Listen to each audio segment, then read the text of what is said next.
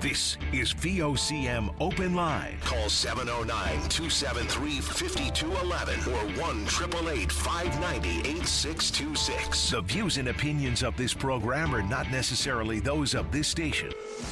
The biggest conversation in Newfoundland and Labrador starts now. Right now, good Wednesday morning, everyone, and welcome to Open Line. Brian Callahan, your friendly neighborhood host, with sidekick Matt Barron producing the show this week. And the numbers to call in the St. John's metro area. Get that right out of the way. 709-273-5211. That's emblazoned on your brain, of course, if you're a long-time listener to VO. And, of course, long distance, 1-888-590-VOCM. And VOCM can also stand for 8626. And our email, openline@vocm.com. Pretty simple stuff. And so it's a bit of deja vu all over again. Another late winter, early spring blast on the way today for most parts of Metro here. And, of course, mostly for the south and eastern sections of Newfoundland overall. Hasn't ramped up really here in Metro, but it's coming. You can feel it. It's out there. It's very light at the moment, but upwards of 15 to possibly 20 centimeters, they say, for St. John's area. And another spike in gas prices, and not just a spike. We use these words, but this is 8.5 cents again today. A liter, which cracks the $2 mark, as we have been talking about the last few days as we inched our way toward it, and now we just broke right through. And that's the first time since 2022. 2022, when the war broke out in Ukraine. And no, unfortunately, none of this is an April Fool's joke, sadly, if only. I don't know how many people still keep up with the April Fool's traditions. If you got any good ones, I'm all ears for a little bit of levity here on the show, given all the bad news, if you will, that we have to cover off and things that we have to deal with. I always love to sprinkle in a bit of levity. And, of course, the famous VOCM storm page is up and running with all the latest updates, closures, cancellations. Of course, our newsroom is all over that. So, yes, we have cracked the $2 mark. It's over $4 a gallon in the States, and they're talking about $5 a gallon of gas at the pumps. Last time, as I said, was 2022, and we know that the situation was so dire then that the government saw fit to cut the provincial portion of the gas tax by 7.5 cents a litre, and that's remained in place since then, was set to expire this month. And while that cut, as the current government says, will remain in place, the 7.5 off, they have so far said no, they won't go further, bottom line. Despite, reaping the millions in extra royalties that we are from said increase in the price of a barrel of crude oil now consistently over $100 a barrel.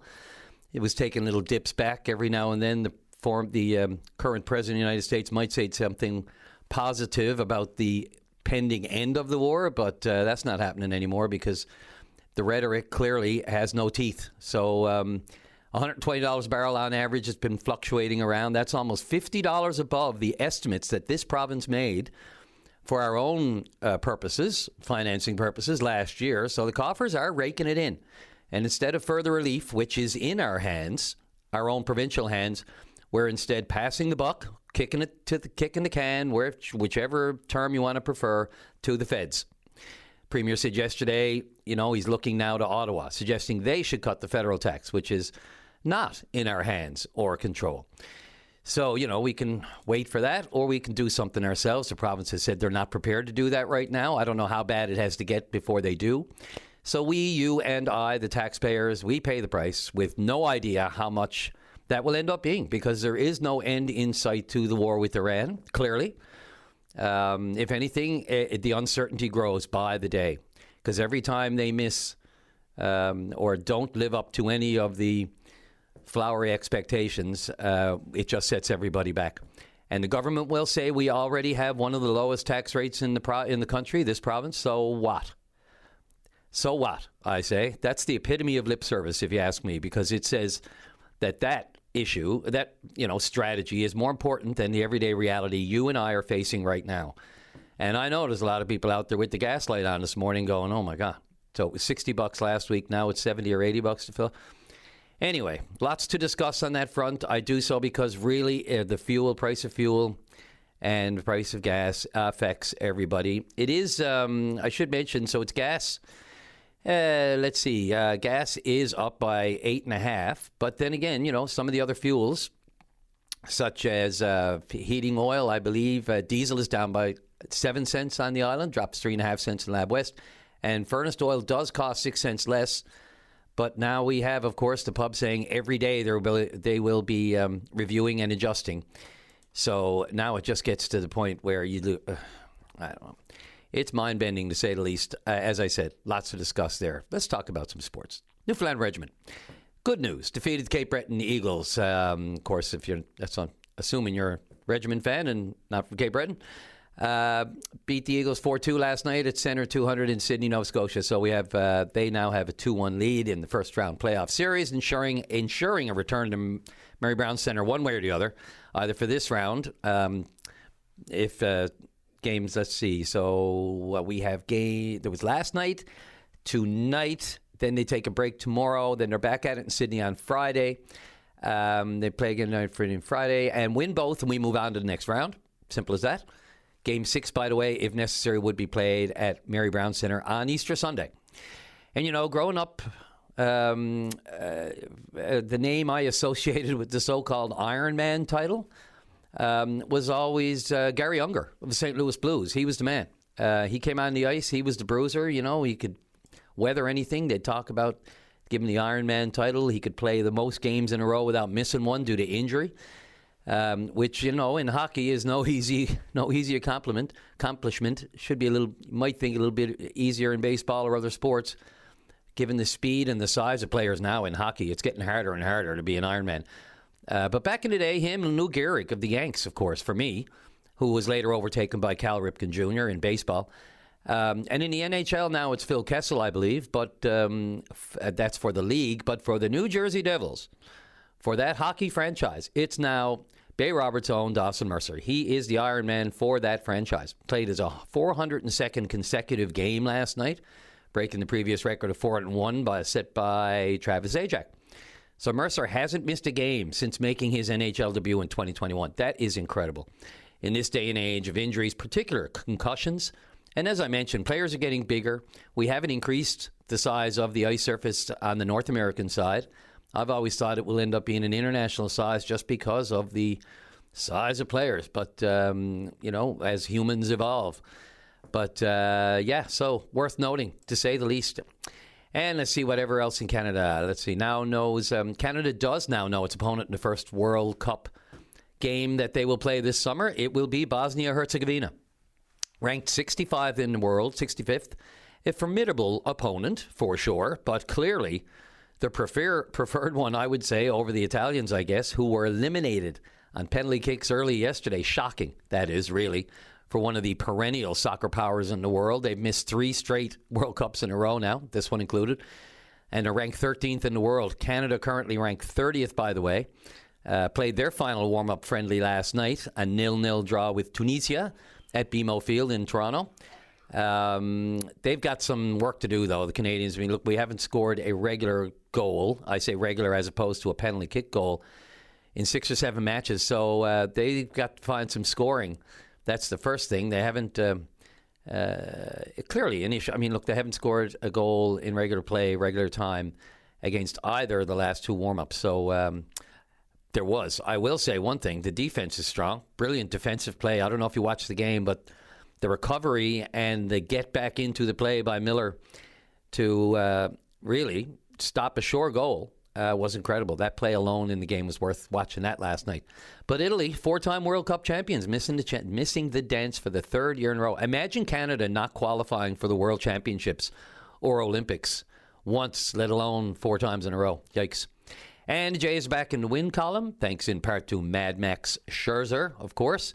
And World Curling Matt Dunstone rink demolished previously unbeaten Sweden yesterday. That was a shocker.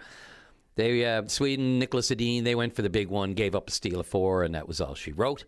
I predict we'll see them again before that tournament is all said and done. All right, so things happening today. My God, where to start? I will say that the things today, of course, in the immediate, the Dean Penny murder trial, the first-degree murder trial. This is scheduled to start in Supreme Court in Corner Brook this morning at 10 a.m., formal arraignment, and then the jury selection. And then there would be no real need to wait. Sometimes they go right ahead after the jury is selected. They'll proceed right with opening statements or even evidence in the afternoon. But there will be a bit of a fly in the ointment today, we expect, or wouldn't say that, but certainly, before these complicated trials start, there were numerous applications filed with regard to the conviction and the prosecution itself of Mr. Penny, of course, who is charged with first-degree murder in the death of his estranged wife, Jennifer Hillier Penny, and this is back in 2016, so almost 10 years ago. And, of course, he was arrested 7 years later after an investigation, very in-depth investigation by the RCMP. And this is a jury trial, so, evidence is always, it's very careful. We have to be very careful. Preliminary inquiries, all evidence was banned from publication because of the jury. It makes it certainly a lot more, I don't say a tangle, but it becomes a more complicated case when a jury is involved. Not in a bad way, just a more complicated case. The sequestering and not sharing of information and that sort of thing until it comes out in court as evidence.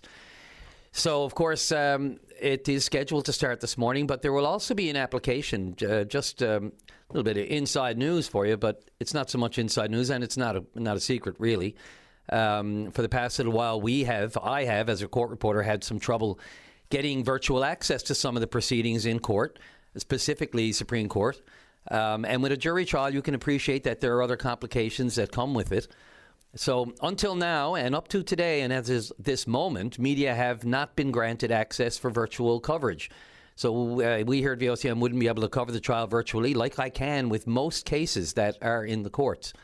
So on behalf of media, an application will be filed this morning, presumably after the jury selection and before the actual trial starts. And that will be an application on behalf of all media. This is led by the CBC. They took the reins on this, and includes all other media who wanted to have a say and wanted to have standing on this issue and wanted to be able to cover the murder trial, one of the biggest and most arguably high-profile murder trials in the province in years.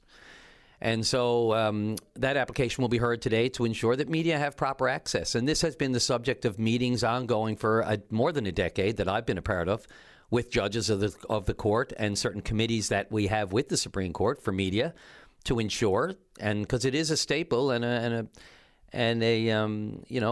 the justice system, public access, media access to report. So that'll be a part of today's proceedings, and we'll see where that goes, and I'll provide an update. If we don't in the news, I'll provide it here tomorrow morning. And let's see, the housing debate. There was a special housing debate yesterday in, ironically, the House of Assembly. And look, for me, the back and forth on this, as far as the Liberals are concerned, I'm sorry. This is very much an attempt at putting lipstick on a pig. They were the governing party. And the opposition leader, John Hogan, can say what he wants about, we can have those discussions about what happened in the past, but we should really look forward. That's fine, we should. But we have to, and we should always, part of the debate should be the reason we have to have this debate, and that is the fall down of the system, whether it's government, whether it's the board of directors. I heard the minister mention yesterday taking some of the blame off the board of directors, saying, it's not all their fault. These are ADMs up in government and all the rest of it. Well, there's responsibility there. I was kind of surprised by it. I mean, look, the Auditor General's report is the report on the housing, on NLHC, and she specifically pointed out the failures and the lack of work by the board of directors to address these situations, to push them forward, to make them issues, and really fell down on the job. So don't give me that. I'm sorry. I read the report. We heard the news reports. We've yet to hear anything from any of the people who were even close to the board of directors in those days, not surprisingly. But that is in the report, and it is what it is. It's not me saying it. It's the report saying it. So all of those issues we can discuss again today, too. There is today scheduled, postponed earlier, the snow crab hearing by the price-setting panel in the snow crab fishery, the lucrative snow crab fishery. We'll see what comes of it. There is a hearing today, and by legislation, they need a price by Monday. Otherwise, the fishery will be delayed again. People will lose out again on the best prices for the season. And we can have that discussion, too. The back and forth over that. There was a process. The FFAW didn't want to follow it. And now we're into this. So we'll see what happens. I welcome any of your calls on that. There's so much to get into. I could get in depth a little more, but I'll leave it at that. I'm here for the topics, and we can dive into them if you feel so inclined. And, of course, minimum wage is up today by a whopping 35 cents. I'm sure that'll make a difference given what gas did today. And, of course, Artemis 2. Can't let it go by without talking about this, the return of man to the moon. Well, not the actual surface, but Artemis 1, of course, back in the 70s. I was 5, I believe, when the first overtures were made to the moon, and that was 53 years ago. This is Artemis 2, and the plan now is to get to the dark side of the moon. Cue the Pink Floyd. And so I think it'll be brilliant. Someone said someone will be playing that in the background as they go to the other side, the side that we never see because of our rotation around the sun, both us and the moon, and the way the axis roll, so to speak. So we've never actually seen it. We only ever see one side of the moon. We don't see the dark side, but this is all about that. Canadian on board, Jeremy Hansen, of course. That is fantastic. I mean, look, the fact that we have a Canadian as part of this mission bodes well for the entire Canadian space program. Anyway, so the launch is due for... this is a launch window, we should say. And there have been issues with fuel and leaks and all that sort of thing. I mean, you have these issues when you're planning these decade-long trips and all of the technology and the work that goes into putting this together. Looking at some of the in-depth reports on this the other day, the actual entire rocket, if you will, is taller or either equal to or taller than the Statue of Liberty. So that puts it into a little bit of perspective. And again, this is a window, and the launch is scheduled for around 8 p.m. Newfoundland time this evening. So about 6:25, 6:24 is when the window opens. So that would require everything to go completely smooth and on schedule for the first opportunity to launch. And we'll see if it does. They wouldn't do it in this weather. I can tell you that for 100%. Not even in St. Lawrence on that space launch base they have down there. Let's see. So that is a load of topics and issues that I just wanted to throw out there this morning. Of course, the Mideast war is top of mind for a lot of us. There's a ton of other work we can, topics we can get into on that one, and hothead Hegseth and everything else that's going on south of the border. But first, we're going to take our first break of the morning and get back to your calls, of which we have two right in the queue, which I love to see. We'll get right to them right after the first break of the morning. This is Open Line on the VOCM Big Land FM radio network. And let's start the show off on, where else? Line number one. And Ross, you're on the air. Yes, thank you. Good morning. Morning. Yeah. Were you aware that, I believe it was last week or the week before, that it was World Happiness Day? I saw that. Yes, I was aware. And it's dominated by the Scandinavians historically. Yes, correct. Now, back in 2012, Canada was ranked number 5 country in the world for happy people. Now, at present, we are ranked number 25 in the world. We have come down 20 countries in the world for happiness. And that's all happened in the last decade. Now, I'm going to throw out a few things to you. It might open up a whole pile of can of worms. But for our happiness to go down, I'm going to throw some topics at you. I'm not going to discuss them, but I'm going to put them towards you. Sure. For our happiness to go down that far in the world, would it be because of the carbon tax? Would it be because of the capital gains projects? Would it be because of the millions of dollars we send out of the country to foreign countries to help them when we have hungry, homeless, starving people in Canada? Would it be because of our health care? Like, it goes on and on and on and on. There are a lot of factors that makes a country unhappy.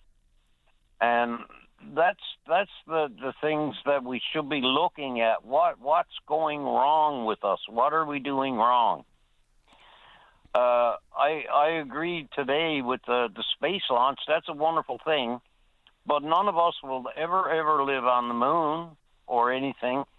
How much does that cost to have that moment of fame for a little while when, back again, we have no health care, we have homeless people, we have people that are starving. We're taxed beyond our means. We can't survive. It seems like we're clawing back everything. The food fishery. We're clawing back, trying to get the right to catch food in the ocean that we've done for over 200 years. That's very frustrating to me, and it just goes on and on and on. Why are we giving away our resources? Yes, we sell it, and then we have to buy it back. Like now they're talking about this Bay du Nord because it's so pure in oil that they're going to send it overseas to France to refine it and then send it back.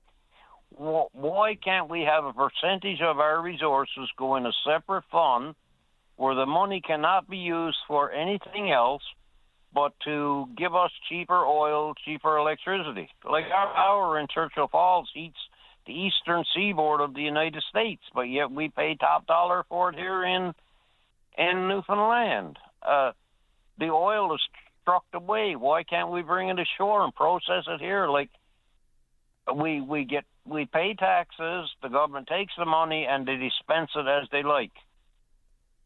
Carney comes on all the time and talks about the G7. Oh, we have the AAA rating in the G7, and we have this in the G7 and that in the G7. But he doesn't say that the politicians in Canada are the only politicians in the G7 that give themselves a raise over and above what they expect retired senior citizens to live in Canada. Like, there's something wrong with this whole broad picture.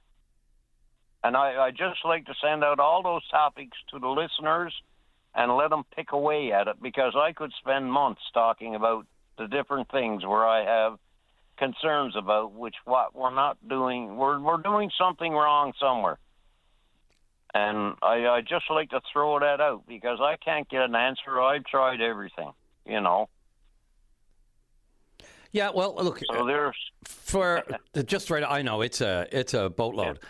Yeah. Just getting back to the actual overriding topic here of happiness, one of the just specific to the report, Canada's not alone in dropping in those rankings, of course.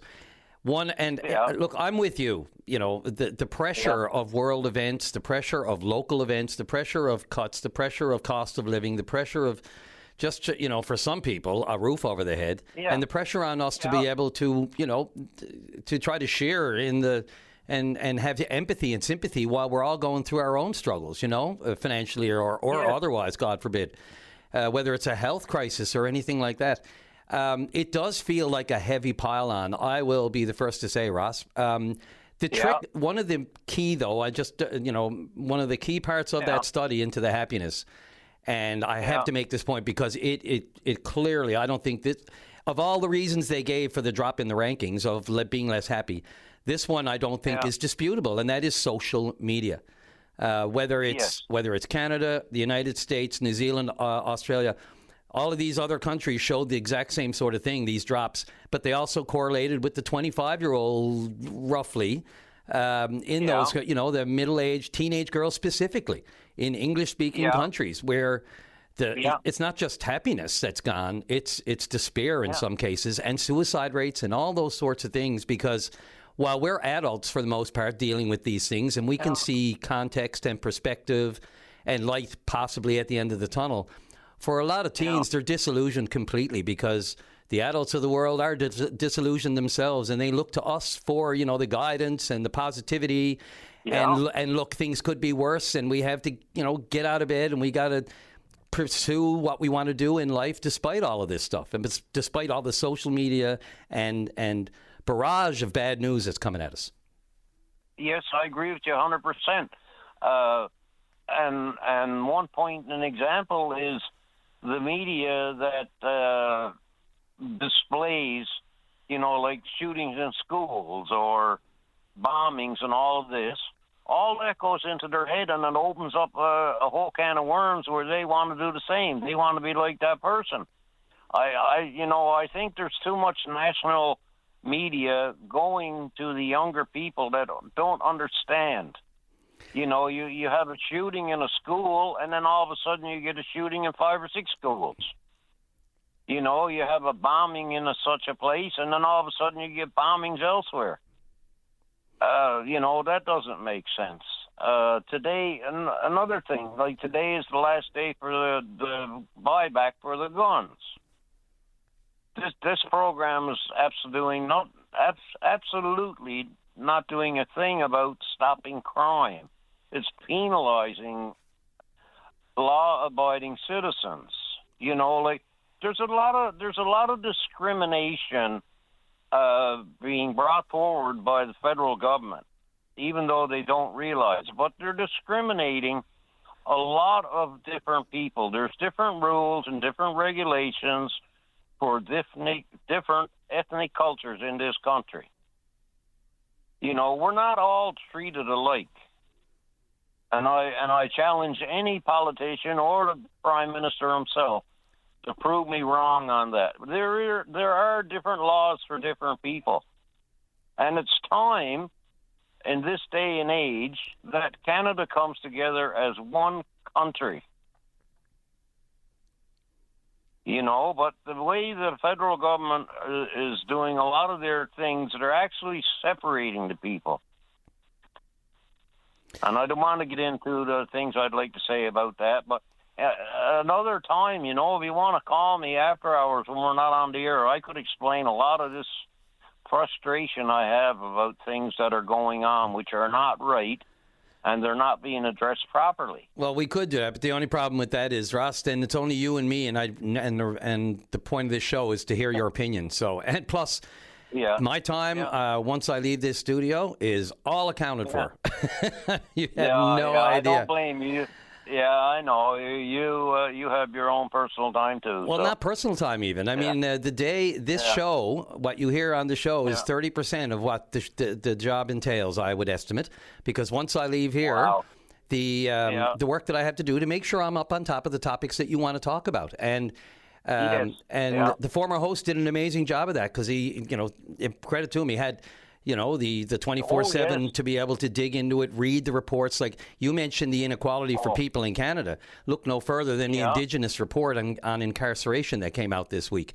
So it is out there, but getting on top of all of those topics and having it all in front of me.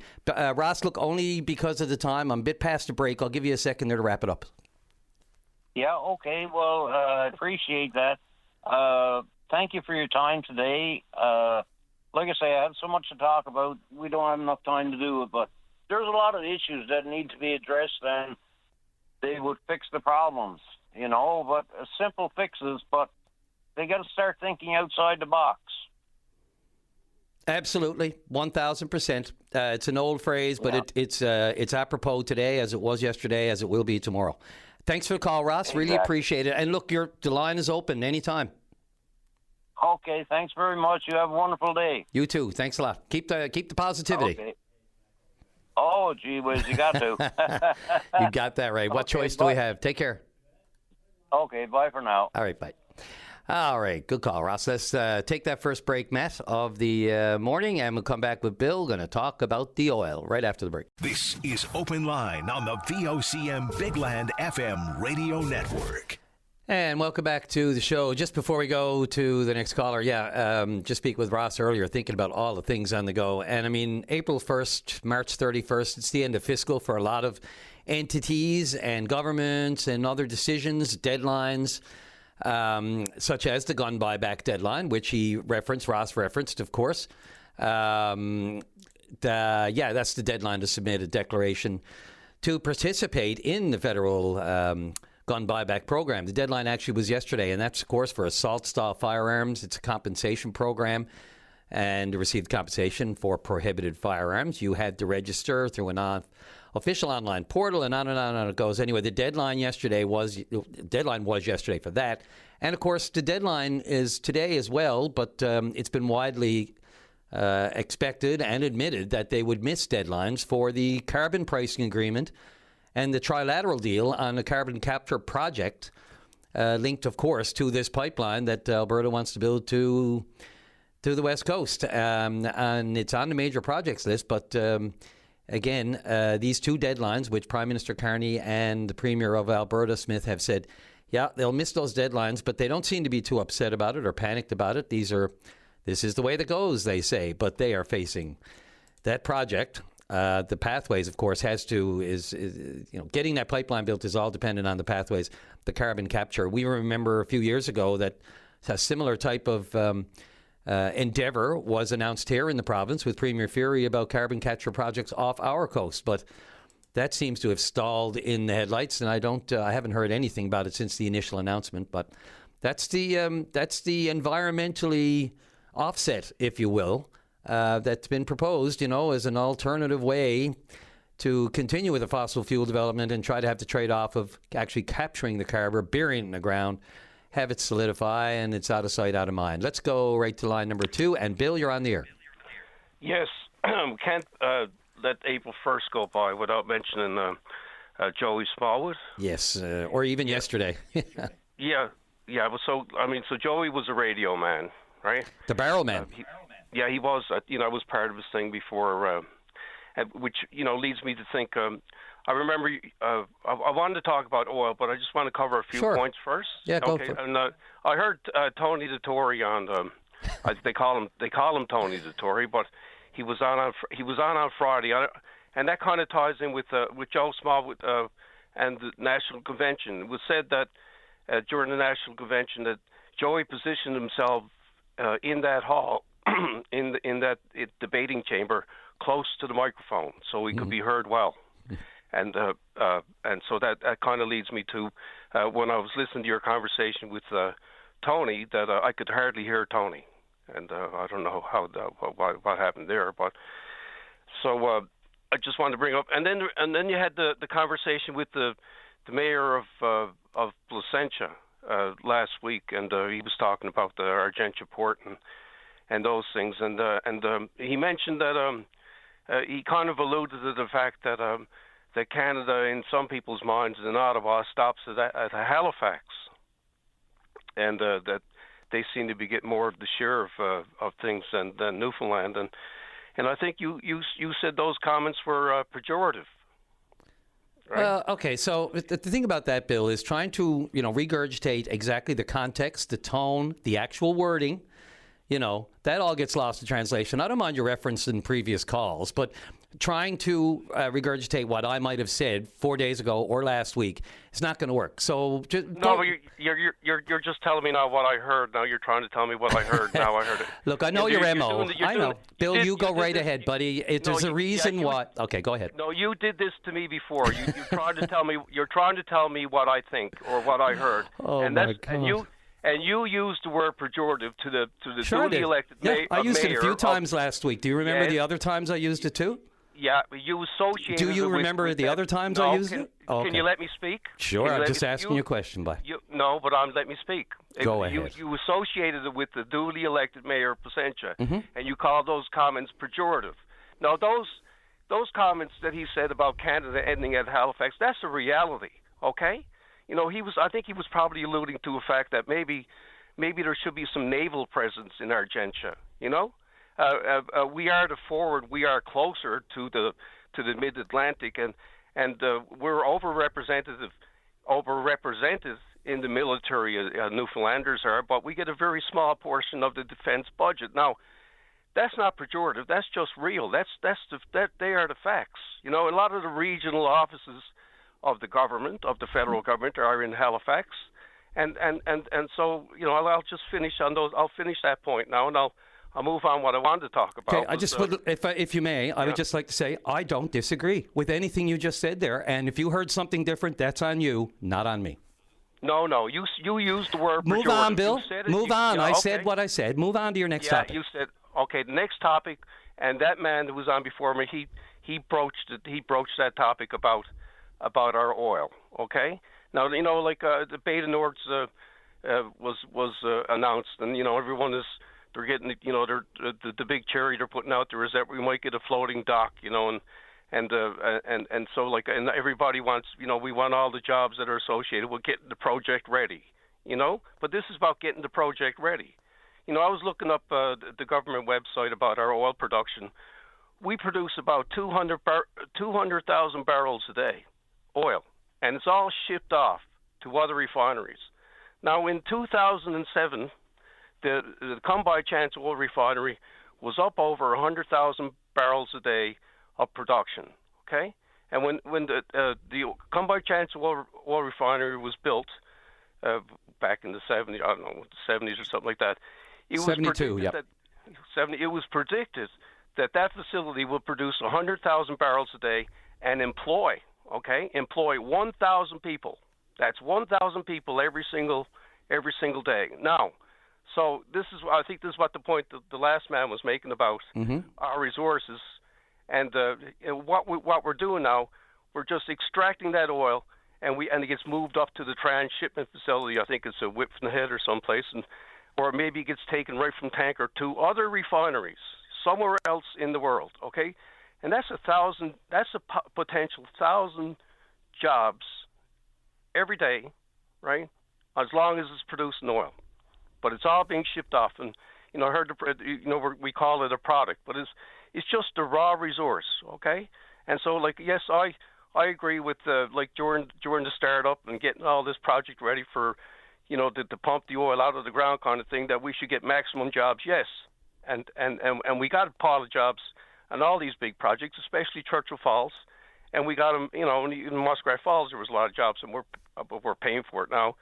But that was my main point, is that, according to the government, we're producing 200,000 barrels a day out there, and not one drop of that is getting refined in Newfoundland. Okay, so I think so I don't know. It's just I just want to bring that point up. Yeah, absolutely. Which I did yesterday with the energy minister. I don't know if you caught the program yesterday or not. Yes, I did catch it, but I don't know. I don't exactly what but it's there's 200,000 barrels a day, and that's right now. And then if they talk about Beta Nord coming on, that'll be even more. But it all gets shipped off. Okay, it all gets shipped off, and nobody talks about that. And, well, we talked about it yesterday.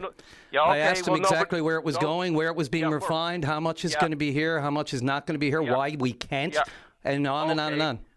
Right. Well, it's the same thing. See, we're just fighting over the crumbs, because we're fighting over the crumbs now that we might get in defense spending from Ottawa, and now we're fighting over the crumbs that we're getting from the oil, and it's not a good look, and it's not very comfortable to be fighting over the crumbs. Agreed. Okay. All right. Thanks. Thanks, Bill. Appreciate the call. Okay. Have a call. Yeah. Bye. You take care. Okay. Right on the break. Well, a minute after the break. That's okay. Not as bad as yesterday when I put Matt in some spots sometimes. Let's take a quick break. Come back with Colin. Talk about that man south of the border after the break. This is Open Line on the VOCM Big Land FM radio network. And welcome back to the show. Let's go to line number 3. And Colin, you're on the air. Good morning, Mr. Callahan. How are you today, my friend? Middle of the week. Nice little storm blast coming. Couldn't be better. That's what I like about you, Brian. You see the silver lining in everything. What choice do we have, Colin? I ask you. I'm just going to say before... I've heard a lot of stuff come out, and I know your topic there on the quote-unquote lunatic in the White House. It's hard to disagree. That's not pejorative. But I will say this. The comment yesterday or the day before about, this is my oil, go get your own oil. Oh, my God. Has there been a more clear example of kids in a play box, in a sandbox, fighting over dinkies when we were kids? This is my oil, go get your own oil. Your thoughts? Yeah, see, that thing about the sandbox, everybody plays in the sandbox, and everybody wants to play in the sandbox until somebody defecates in the sandbox. And then the sandbox is not fun anymore, Yeah, I know. And this thing about my oil, keep your hands off my oil, and the oil down there in Venezuela, that's my oil now too. I think that's called pillaging under international criminal law. International criminal law be damned, Colin. Yeah, and probably United States domestic criminal law too. Yeah. Like he's musing now about pulling the United States out of NATO because NATO won't pony up and join his little Persian incursion. That's a good one. You know, maybe if he'd given NATO a little heads up of what he was going to do, that might have helped, you know. And now he wants them after the party, you know. Yeah, I'm pretty sure like Keir Starmer, who was the top crown attorney in England and Wales before he became the Prime Minister. Mm-hmm. I think he knows a little thing about criminal law and international criminal law, and I'm pretty sure he's looking at Donald Trump and saying, I'm very nice there, Mr. President. Yeah, unfortunately, what you want to do, and yeah, he's not going to say it though. I mean, they all know it, Colin. We all know they know it. You watch how carefully people choose their words right now. It's amazing just not to get the ire of that person. You know, he's threatening to blow up oil fields and natural gas facilities and water desalination facilities. That's illegal. So what do we got to do? We just got to go through the next 2.5 years now, and maybe one day he might, rhetorically pose the question, this little war that I started in Iran, that's not going as I had planned. Maybe I should have to drop a nuclear warhead on Tehran, a city of about 16 million people in the metropolitan region. Maybe that'll end the war, because I'm getting pretty bored with this now, so maybe I'll have to use a nuke. You know, is that what's going to come down the plate now in the next 6 months, 12 months? He's addressing, of course, there's a big address tonight. He's addressing the nation tonight, I think, for the really first full-on address since the war began. I mean, people have, he's said these things here and there and the other thing. But, I mean, if you think back in the day, the president would have had an Oval Office address, laid out all the parameters. Here's what we're doing and here's why we're doing it. He hasn't done it to date. He may do it tonight. We don't know. He's put a stranglehold on Cuba. He's cut off oil and gas imports to that island nation. Now, they did first get their first shipment yesterday, hey? They did allow a Russian tanker to deliver its first shipment to Cuba. Thank God for that. Yeah, and that's going to last about a week. Yeah. You're talking about, I think, about 12 million people live on the island of Cuba. Yeah. And, he's just, I'm going to do this, and because Cuba needs to change its politics and its governing structure. Like, who the hell are you, man? Who are you to dictate what any other sovereign nation on this planet has to do? This is not even colonialism or neo-colonialism. This is just, I don't know what to call it. I will say this, yesterday, more and more judges are feeling a little bit more emboldened. You see decisions. There were two big decisions against Trump yesterday, overturning. Yep. Let's see, there was he had denied pulled funding for PBS and NPR, the two major, public broadcasters in the United States, over opinion pieces against Trump. And a judge turned that down. By the way, the judge that turned that down, I thought it was a joke first. If you look at his picture, if anyone wants to look it up, he looks just like the Fonz. Looks just like Henry Winkler. I thought it was him. Trust me, look it up. But the other thing is, there were 2 or 3 decisions yesterday on that were overturned on executive orders that he had tried to end. And, of course, the tariffs have been overturned. Those initial tariffs have been overturned, and whether or not any of the countries who paid them will get that money back. So, oh, my God, it's just like we needed any of this right now. Yeah, and there's a decision coming down the plate down there pretty soon on the 14th Amendment, the citizenship clause of the 14th Amendment. And it's a pretty plain read to me. If you're born in the United States or you're naturalized in the United States and subject to the jurisdiction of the United States, you're a citizen. It's pretty clear. Yep. There's no nuance. Usually, constitutional law is pretty nuanced, and there's competing factors and coexisting factors and other things you have to take into account. But that section of the 14th Amendment, it's pretty clear. You're born there, unless your parents are diplomats or something like that, you're not subject to the jurisdiction of the United States. But it doesn't matter about whether the mother is there illegally or legally, or is there on a student visa, or is a tourist, or washed up on a beach because she was offshore on a boat that ran aground. She gave birth to you in the United States. You're an American. But this is being litigated all the way to the U.S. Supreme Court. And I don't really know what way the court is going to go. I didn't think Roe versus Wade would be overturned, but it was. Neither did I. And now you got women hemorrhaging in parking lots trying to with ectopic pregnancies, down in Alabama and Texas and things like that. And doctors are scared to death to do anything because they're afraid they're going to be sued for malpractice or they're going to be criminally prosecuted under state criminal law or federal law. What has the United States become? Yeah, he just does not appear, bottom line, to have an empathetic bone in his body. Whether it's, the brushing off the thousands who have already been killed in the Iran war as just, that's what happens. And when you rename your department, the Secretariat of War, or the Department of War, under a hothead Hegseth, and the only relief and comic relief I can get from this is watching Saturday Night Live, because the Colin Jost impression of Hegseth is bang on. It's incredible. Yep. And he doesn't even have to make stuff up. All he has to do is do exactly what Hegseth is doing and saying. Yeah, I've seen it. Yeah, it's hilarious. And Trump has fired all the top 3-star, 4-star generals and admirals in the Defense Department. He's done a big purge. Same with the Department of Justice. And the people who haven't been fired, the ones who are remaining, a lot of them are quitting or resigning or taking early retirement packages and stuff like that. So the people that are there now are there to do his bidding, and he's put in the people that he wants. Yeah, and the hypocrisy knows no ends, Colin. Like, first of all, mail-in ballots is the biggest rig in the face of the earth, and then he went and voted in a mail-in ballot 2 weeks ago in the state election in his own state. You know, and the midterms are coming. Really, it seems to, if you follow most of the prognosticators south of the border, that's the first real indication of whether or not this reign will ever end soon.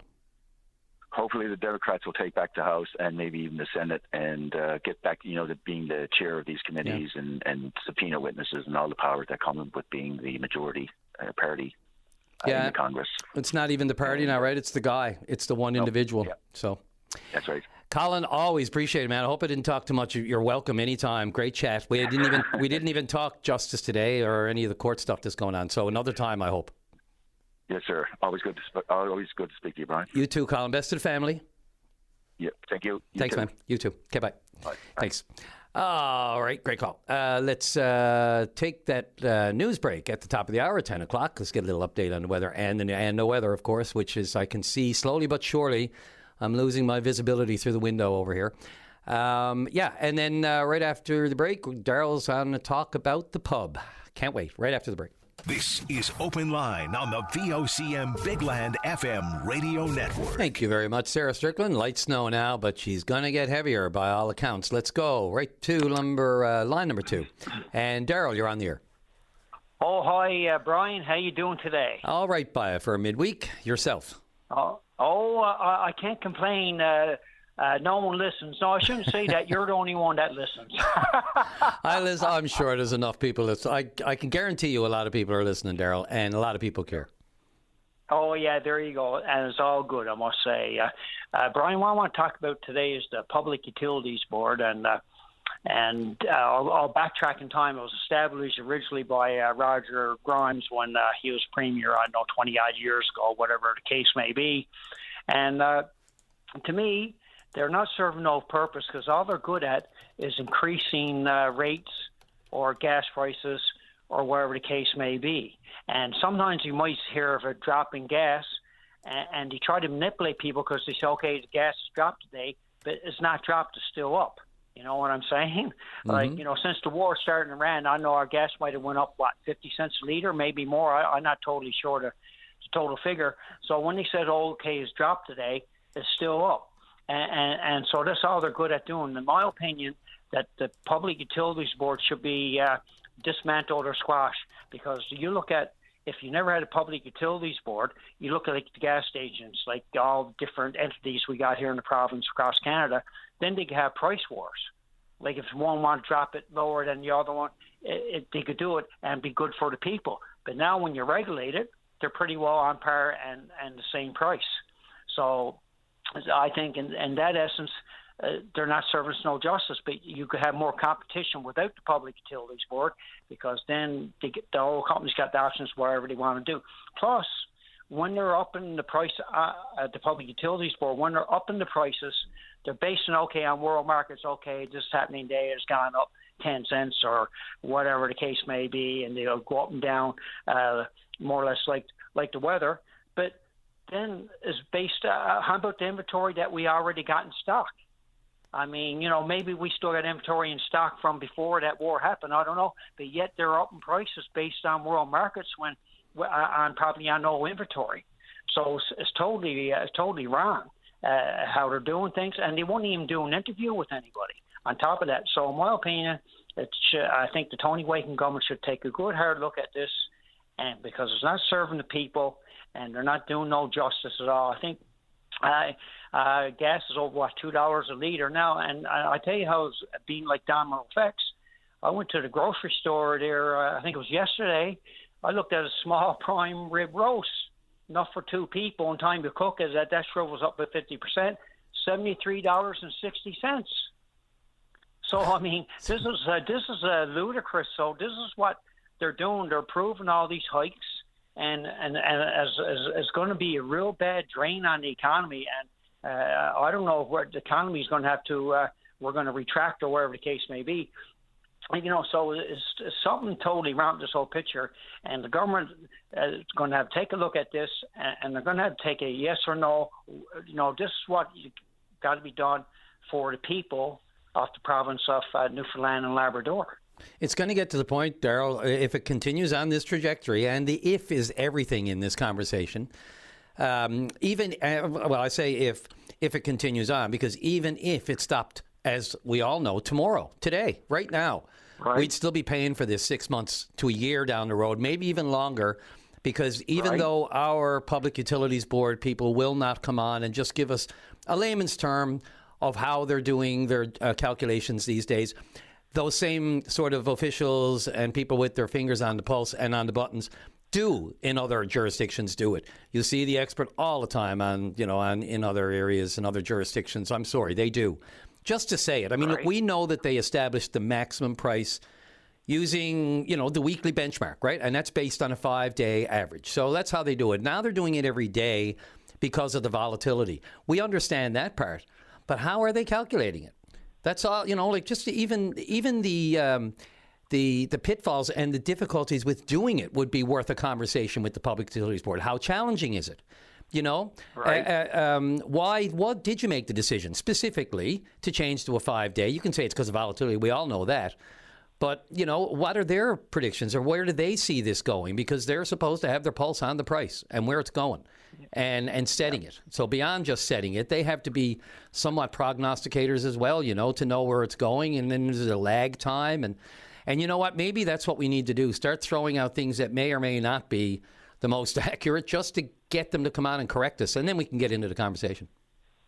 Yeah, no, you're right on the mark there, Brian. I totally agree with everything you're saying there, and it's like they're not explaining anything, and we don't know how they're doing their calculations because they don't want you to know. This is the problem. They don't want you to know how they're doing their calculations because it is totally wrong what they are doing. But that's why they won't do no interviews, and they won't come out and tell people how they're doing their calculations. And so this is why, in my opinion, dismantle that Public Utilities Board altogether and let the free enterprise dictate. If one oil company wants to lower the prices, at least they can lower it and be good for the consumer. And not only that, we'll get into the hydro part of it. Okay, Newfoundland Power, you correct me on this one, I think they're on average now making, $4 million profit a month, around $48 million a year, 52 around that area. Fluctuates, yeah. Yeah, it fluctuates in that area. Okay, so how do you approve an increase in the hydro bills when you're making a profit? Like if they're losing money, it's different, but they're making a profit, and yet they're approving all these hikes all the time and so forth. It's a total deplorable system what we got here. A little more sorry, go ahead. Yeah. Oh, yeah, no, it's fine. So, I mean, the overall picture, they're doing more harm and good to the people. They're trying to bleed blood out of a turnip. And what's going to happen, what people should start doing, like you alluded there the other day, maybe we've got to start having more protests. Maybe people should, like do a whole day. Don't gas up your vehicles anywhere. Let it all go standstill everywhere. And for the record, I didn't necessarily say we need more protests. What I did say is that they have proven, more specifically and more recently in the snow crab protest, having got the attention of everybody, especially with the mob and the protests that were up at Confederation Building.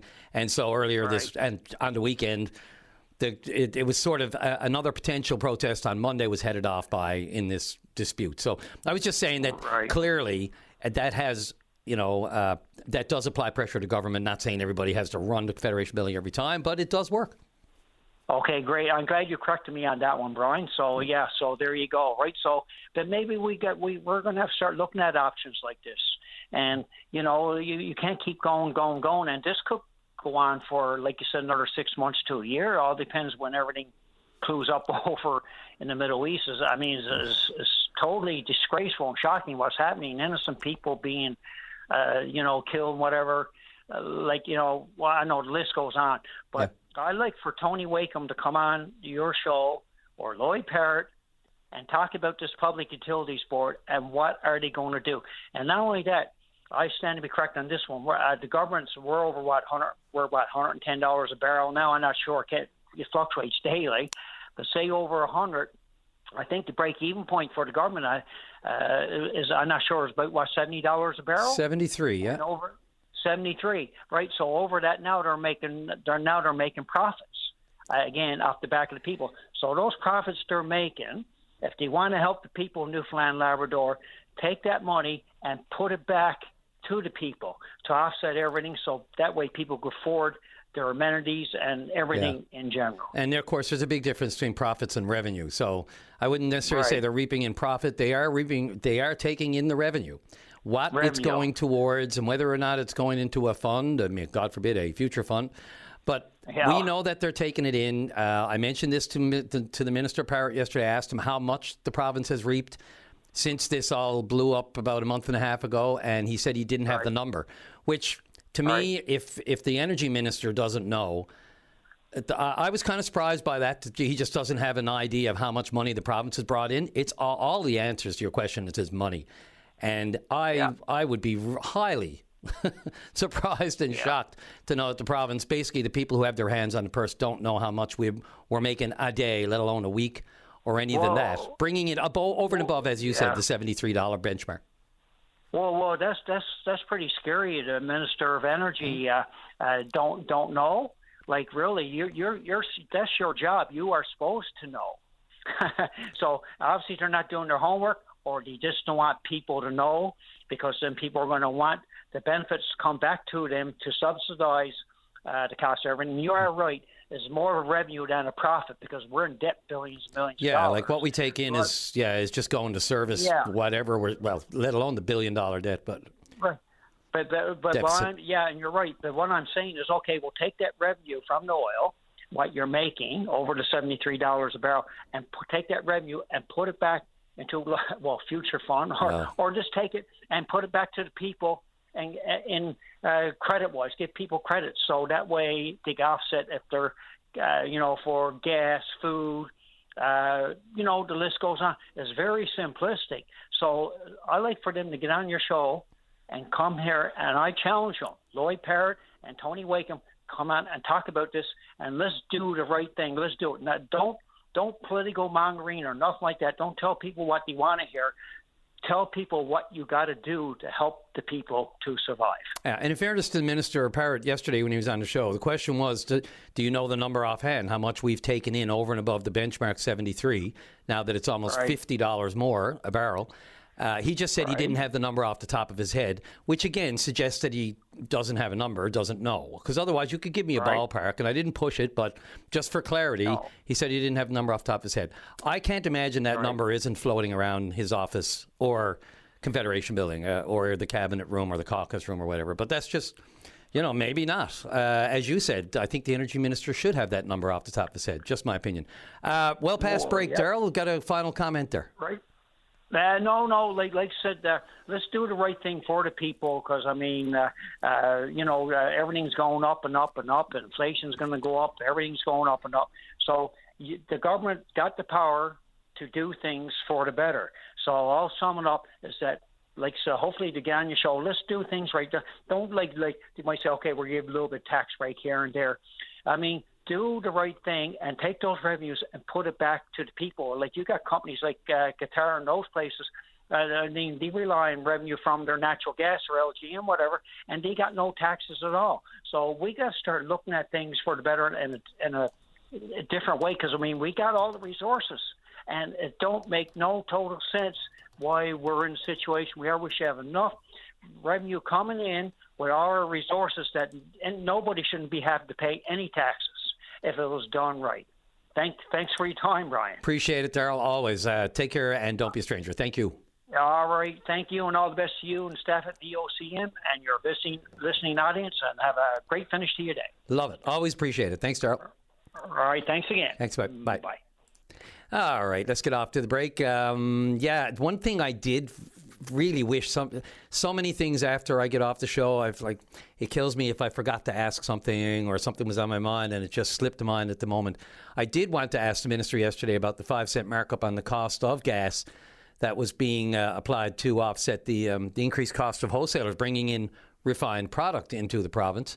I didn't get a chance to ask the minister about that yet, whether or not that's still necessary, more necessary than ever, if that 5-cent markup could somewhat be looked at. I wish I'd remembered to ask him yesterday, but I'm throwing it out there now, and who knows?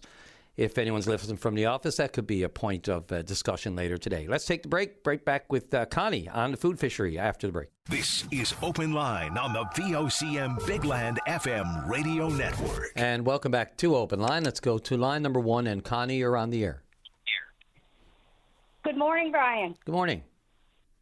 Very nice to speak with you. And likewise. I'm calling from Balleen. I wanted to speak how the current food fishery restrictions are impacting families like mine. It's hitting my family very hard. Go right ahead, Connie. My husband works emergency services on a 24-hour shift schedule, so automatically we're losing 3 days a month fishing. So you take that out of the allowance that were provided and put the weather into that and the safety issues and everything. We figured last season we got out maybe 10 to 12 times with our 10 fish, 5 each. It's usually just me and my husband. And we provide our elderly parents and needy family members with the first of our seasonal catch. We usually travel across the island to Deer Lake and bring food to my husband's parents. Wow. And then we replenish our freezer. Well, this year we did that, and we never got to replenish our own. So right now, for the first time in I don't know how long, my freezer does not have any fish for us to eat. That's why I've joined the Food Fishery Committee and want to get a voice out there seriously for people to listen to us. We're not asking for more. We're not looking to go out there 7 days a week and catch 10 fish or every single day of the week. That's impossible. We all work. We have families. We have children. We have grandchildren. The thing is, we just like on a nice day, if we can go on a Friday evening after work and catch our 5 or our 10 fish, instead of waiting till Saturday morning when it's so darn foggy out here off Cape St. Francis and rough too, like our seas get rough there and we're right out on the tip of it. I'm just at a loss with what, the DOF thinks, how they can just put these restrictions in and wash their hands of it pretty much. It simply doesn't take into account the realities of people like yourself and the whole reason the fishery exists the food fishery exists in the first place. That recreational nature of it, that flexibility, that need just to individually be able to stock up your freezer. They just don't get it. It's beyond the realm of the bureaucracy up along. Yes, and I come from a deep-rooted fishing history out of Trepassey. And watching. I was a teenager back in the '80s, so yeah, I have gray hair. Oh, when the plant was still going out there, right? So, I watched my father on the draggers and my brothers in our own fishing boat and all that coming up through my history. And the fact that we're losing this culture, along our, the little boats in Newfoundland along the shores. Well, how long now until those words of a song have to be changed? Yeah. Right? Yeah. It's, and this is totally new to me, like calling into open line. I was so nervous. No, but it speaks to, right, the concern. It speaks to the fact that this is real. I sometimes think they don't get it. I really don't. I think the disconnect still exists despite our own representation from this province in Ottawa, trying to portray the fact that this isn't just, it's a pastime, but it's also a necessity for some people. And it's, just because it's a pastime, that shouldn't make it any less important. It's part of our culture. You talk about distinct societies and all the rest of it over the years. We have our own distinct society here, and we want to respect it. We want to keep it as much as we can. And the frustration when it's taken apart bit by bit, 1,000 cuts, by that, it's just too frustrating. Bit by bit, it's whittled away, and you just spoke to it. It just feels like, it's being taken away slowly but surely, without really any consideration with the fact that is actually happening. Yeah, and when you look at our tourism ads and things like that, what are they showing? Rural Newfoundland, little boats, fisheries, the docks, everything. And tourists come here, and these are the areas that are really being hit right now by everything. Everything from, I don't want to get off topic, but everything from the availability of necessary services, and I'm just talking Trepassey, what's going on up there with doctors and the breakwater, and you wonder why Canadians now are ranked 25th in the world rather than 5th for happiness. You talk about the Newfoundlanders. Well, I'd say the better part of 500,000, say 250,000 of us are struggling to put food on our table. Yeah. That would be my guess. I don't know that number off top. I'm just, Well, the fact that we have a significant population in that boat, period, and that's not, we don't have to have a stat. We know it's real, and we know it's true. Yeah, we know it's real. We feel it, right? Yeah, it's just, again, right, and it speaks to the age of efficiency, which I've referred to before, and that goes then to, okay, what's unnecessary? What do we need? What do we not need? And then organizations, governments, corporations trying to whittle down their expenses to the lowest common denominator, only things that they absolutely need, and that's just a reality of the global economy right now, which is, you talk about recessions in the United States and Canada, they're talking about a global recession right now as a result of the war in the Middle East. So not to get off topic, as you said, but yeah. when that comes home to roost, though, because when you're whittling down the bare necessities, rural Newfoundland always seems to be at the brunt of it. It's like, how much do we really need that? And where is the power of the seat of government? And where are most of the people living? And on and on and on. Yeah. So the rural nature of this province takes a back seat. It does. It really does. And, I spent 33 years in the printing industry between here and Ontario, and lost my job at the old Robinson Blackmore plant there with the Telegram Group, as everyone else. And thinking I could survive maybe on a part-time job moving forward, knowing I could put this food that's available just, I can practically walk out and put my feet in the water, and I can't go get it, Yeah. Not when you want to, and not when it's safe to. Yeah, when you want to. So just without getting into all my personal things, I guess, and carrying this through to make these points, why I've joined the Food Fishery Committee is like safe and equal access, food security, our culture, our tourism, and then you add into that what it does for my mental health to go out on that boat. And you bring all these things. You've got a boat you've paid a lot of money for, you're licensed it, You've put gasoline in it. You're doing all your maintenance on it, and it sits in your driveway while your freezer is empty. And it's real. I mean, again, those voices they need to hear, because you're not going to see that what you just described on paper. No, That's, that has to be. We really need to get in front of the minister. Preferably not a virtual meeting, but certainly, that's what we're asking, just for her to hear us. Yeah. That's it. Connie, I'm right past the break. I appreciate the call, and keep us posted on any progress you have on this front. Thank you guys for the time. Appreciate it. Thank you. Okay, bye. Okay, take care. And right at the break, a couple of minutes past, we're going to come right back, talk to Diane about the blue zones, handicap signs, and those who do or do not pay heed and attention and obey right after the break. This is Open Line on the VOCM Big Land FM radio network. And welcome back to the program. Let's go to line number 2. And Diane, you're on the air. Hi. Morning. I want to talk about the handicap places. Sure. My husband's got a prosthesis, and he's legally blind. He wanted to go downtown Saturday to go into a store to get a few things. I took him down. Usually, when he get out of the car, open the door, the place is all cleared, salted, everything. He can just straight in there. Anyways, when I got there, there was a car parked there, no handicap sign, nobody in the car. So I had to move further up the road so he could park, he could get out. He gets out, falls down, skins his leg. Worst case scenario.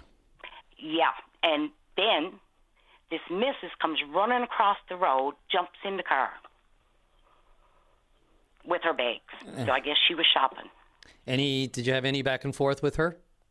Yes, I told her I had her license plate number and I had a picture of her car, and she looked at me and laughed. It's amazing how often people will just laugh it off. There's no embarrassment. There's no shame. People are busy and they don't. Some people just don't care. I mean, that's a reality, and you can't really get on the same plane that they're thinking on, the same level of a brain function, because they just do things differently and don't have the same consideration that, say, an average person might have. Yeah, but when I got home, I called the RNC. They told me I had to call City Council, so I did Monday morning. I tried Saturday, but there was no answer. I couldn't get through. And he told me there's nothing he can do because I did not call him when she was parked there. Now, I mean, I couldn't get through to him on Saturday, so what did he want me to do? Sit on the bonnet of the car and wait for somebody to come and see it there? Like, seriously. Plus, they got those speeding cameras on the roads now. Right. All they need is a picture of a license plate for that. How come my picture wasn't good enough? Yeah, which there's a bunch of issues there. First of all, they take a photo in real time, of course, when they're actually ticketing a vehicle. City enforcement does. Whether or not that can, a layperson can do the same thing, and it'll be used just as the same level of proof, say, if and when it should go to traffic court. I don't know. It's a good question. I mean, why, there's, we talk about citizen arrest and all that kind of stuff.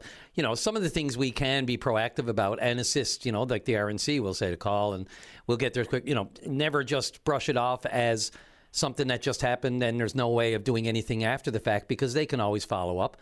I've never run up against this particular situation, Diane, so I'll look for guidance from the city on it as to whether or not anything retroactively can be done in a case like that. Like you have a picture of the vehicle sitting in that lot. I still got the picture of the vehicle, and I got the picture of where she was there, and the license plate number. Yeah. It's still on my phone. That's a new one on me. I don't know whether or not there's any leeway there at all for the city to enforce that and be able to eventually ticket and find that person guilty of that offense. Look, I leave it to the city. That's a good one. Keep the picture, no question. I mean, there's only one way, right? I mean, we have to enforce these things. Like we all know, the only way to try to not circumvent, but to try to diminish the amount of abuse of those blue spaces is to prosecute and to have some kind of penalty. Some people don't care about that even, because some people don't even pay those fines, as we know. and then you find I got 20,000 or something owing. That's a new one to me, though. But anyone who wants to direct me on that one, I look forward to anyone with the city to see whether or not that's it. So you were told outright that it can't be used? No, he said there's nothing we can do. He said because you didn't call when it was going on. You didn't stay there. I mean, she comes to her car. She's not going to stay in her car and wait for them to show up. That's stupid. Yeah, no, that makes sense, and it's what you're saying. That makes absolute eminent sense.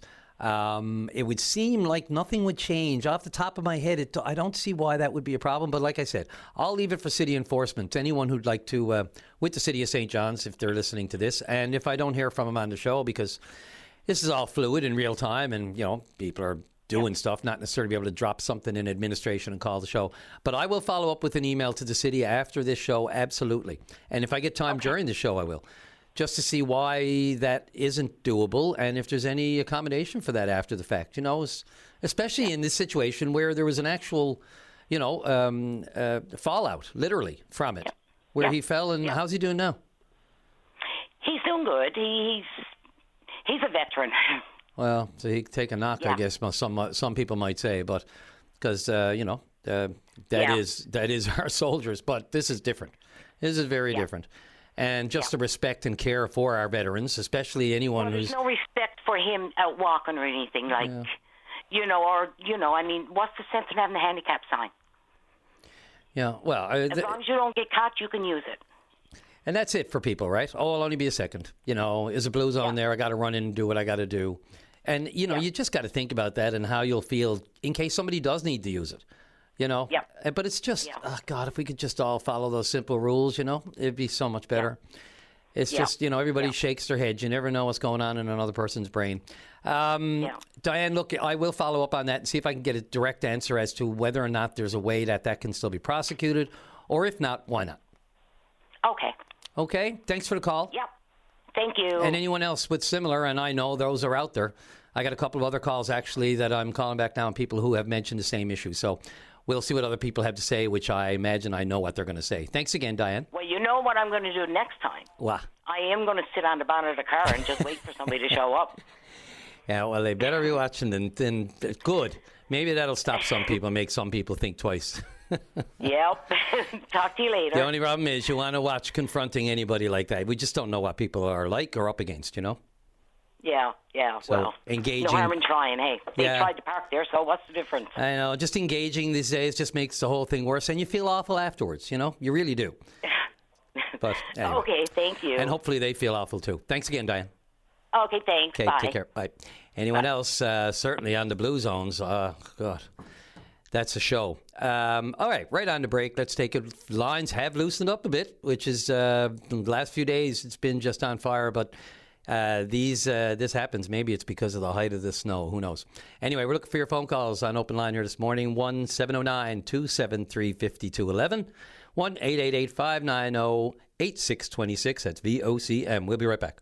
This is Open Line on the VOCM Big Land FM radio network. Welcome back to the program. Just a few emails, actually, on the impaired mobility blue spaces. Let's see. There's 2 or 3 emails. What's the first one I got here?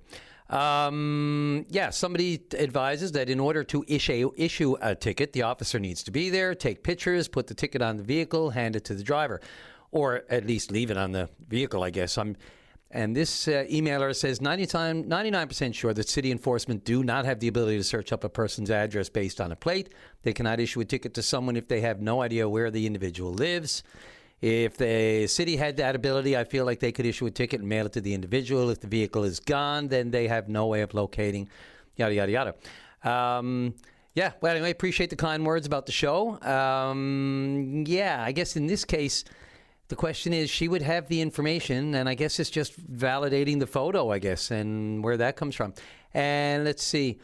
A couple other calls on that, but I got a couple other emails, but I got a caller waiting, and we're going to go right to Bren on line number 1. Bren, you're on the air. Good day. Morning. How are you today? Tongue-tied sometimes, but I'm survival of the fittest.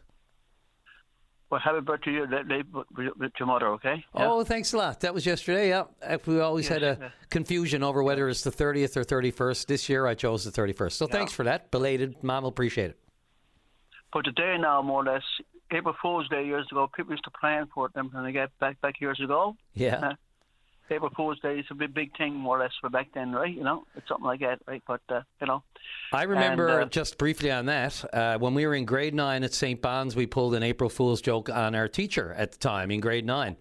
And our classroom was right next to the main entrance of St. Bon's, so the larger Mullock Hall. And we moved our entire classroom out into the parking lot before the teacher got to school. And I'll never forget it. We had the entire classroom set up outside in the snow. It was cold that day too. But we all bundled up and sat in the classroom. Just as the classroom was inside, we moved all the desks outside and had it in the parking lot. Yeah. So anyway, that was a good one. And I think it only lasts till noon, right? That's the way the rule goes, I think. Yes, okay, yeah. Anyway, that Bren, I don't know if that's what you called about, sorry, but no, yeah. Go for I it. called it more or less. But years ago, I know seagulls goes around now, but years ago when we were growing up, seagulls were really closer. Like you go by the beach and with water, everything, they come really close to you. Yeah. Seagulls would. And well, I had a story. They helped save my life. Seagulls, they wouldn't believe it, right? Back then, back when I was only 8 years old, they helped save my life. It's unbelievable, right? So it's if you never heard anybody get like kite flying years ago was a big thing years ago, right? Kite flying. Yeah. You go up Cabot Tower, you see about 30 people flying the kites up there back when I was growing up, back in the 50s. Yeah. And what happened with me now was a guy had 3 kites there, and he tied a kite onto me.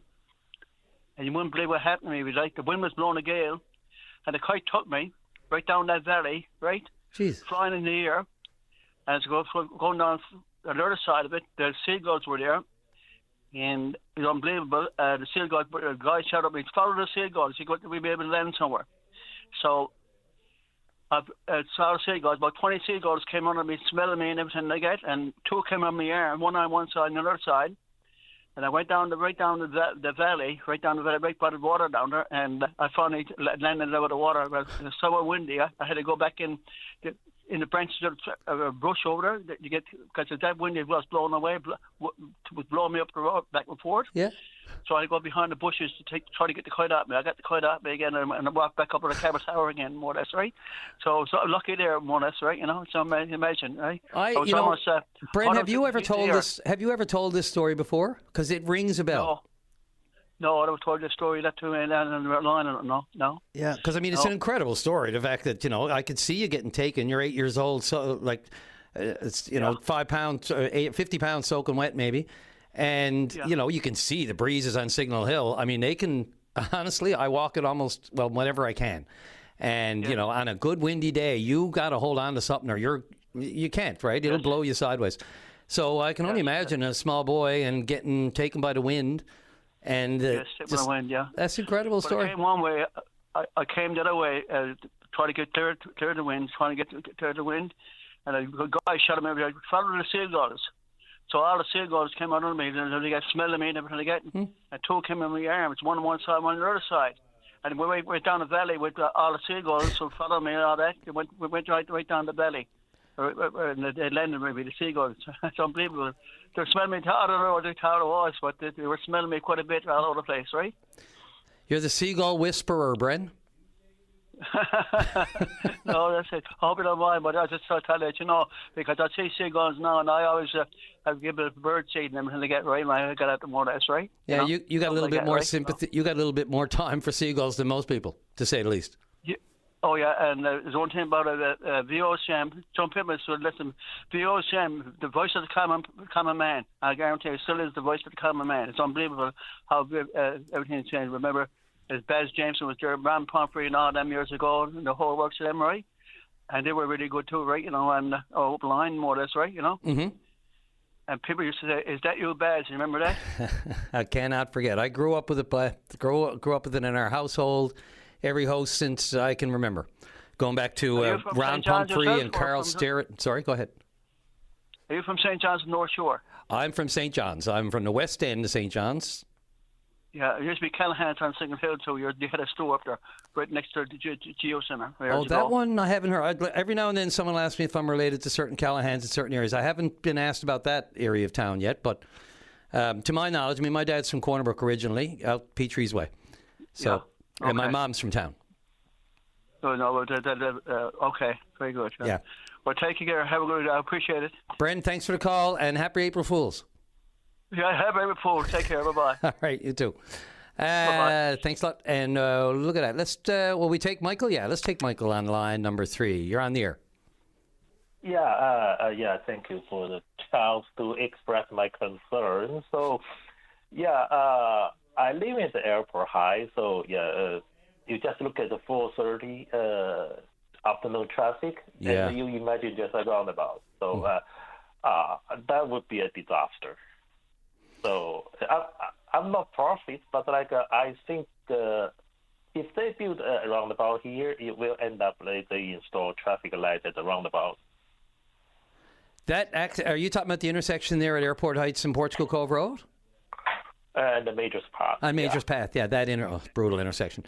But it's only brutal because, people fly through it and they don't really, there's a design aspect to it, of course, but drivers too, right? Running the yellow on one side and running the red on the other, or running the green on the other. Michael, is this, I'm trying to remember, I know all of that work is ongoing, right, or this summer and this spring, a full reorganization of that area up there. So the roundabout is, I don't have the plans in front of me. I know it came before council recently. Can you just bring me up to speed on what the plan is there? They will start April 13th. But I've been driving a lot around U.S. and Canada, so you never see a roundabout on the highway. Right. Roundabout is long been proven a failure of city plan, and at 4:30, I sincerely invite the mayor and all the engineers sitting at that intersection afternoon 4:30, looking at the traffic. Look, the major traffic flow is from Major's Path to Portugal Cove left turn, and from Portugal Cove to Airport High Drive, so left turn. Those two turns, these two traffic flow merge into each other. So you don't need. I don't know if they build up some computer model to simulate the situation. So just sit there, watch look at the traffic for 10 minutes, and then imagine all this traffic flow mess with each other. So I think finally, if they build the roundabout, they will end up install traffic light at the roundabout.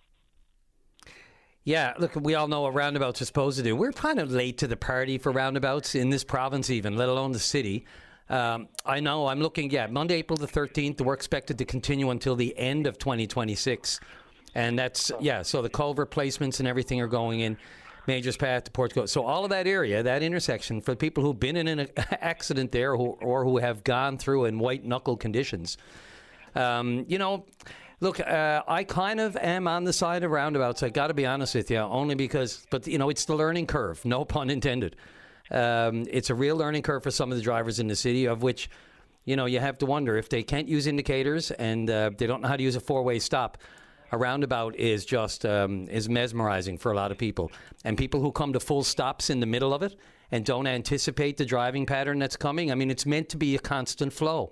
And when people jam on the brakes, and sometimes you're going to meet someone at the same time as you're entering it or coming out of it. And, you just have to, and that's where courtesy comes in, and speed.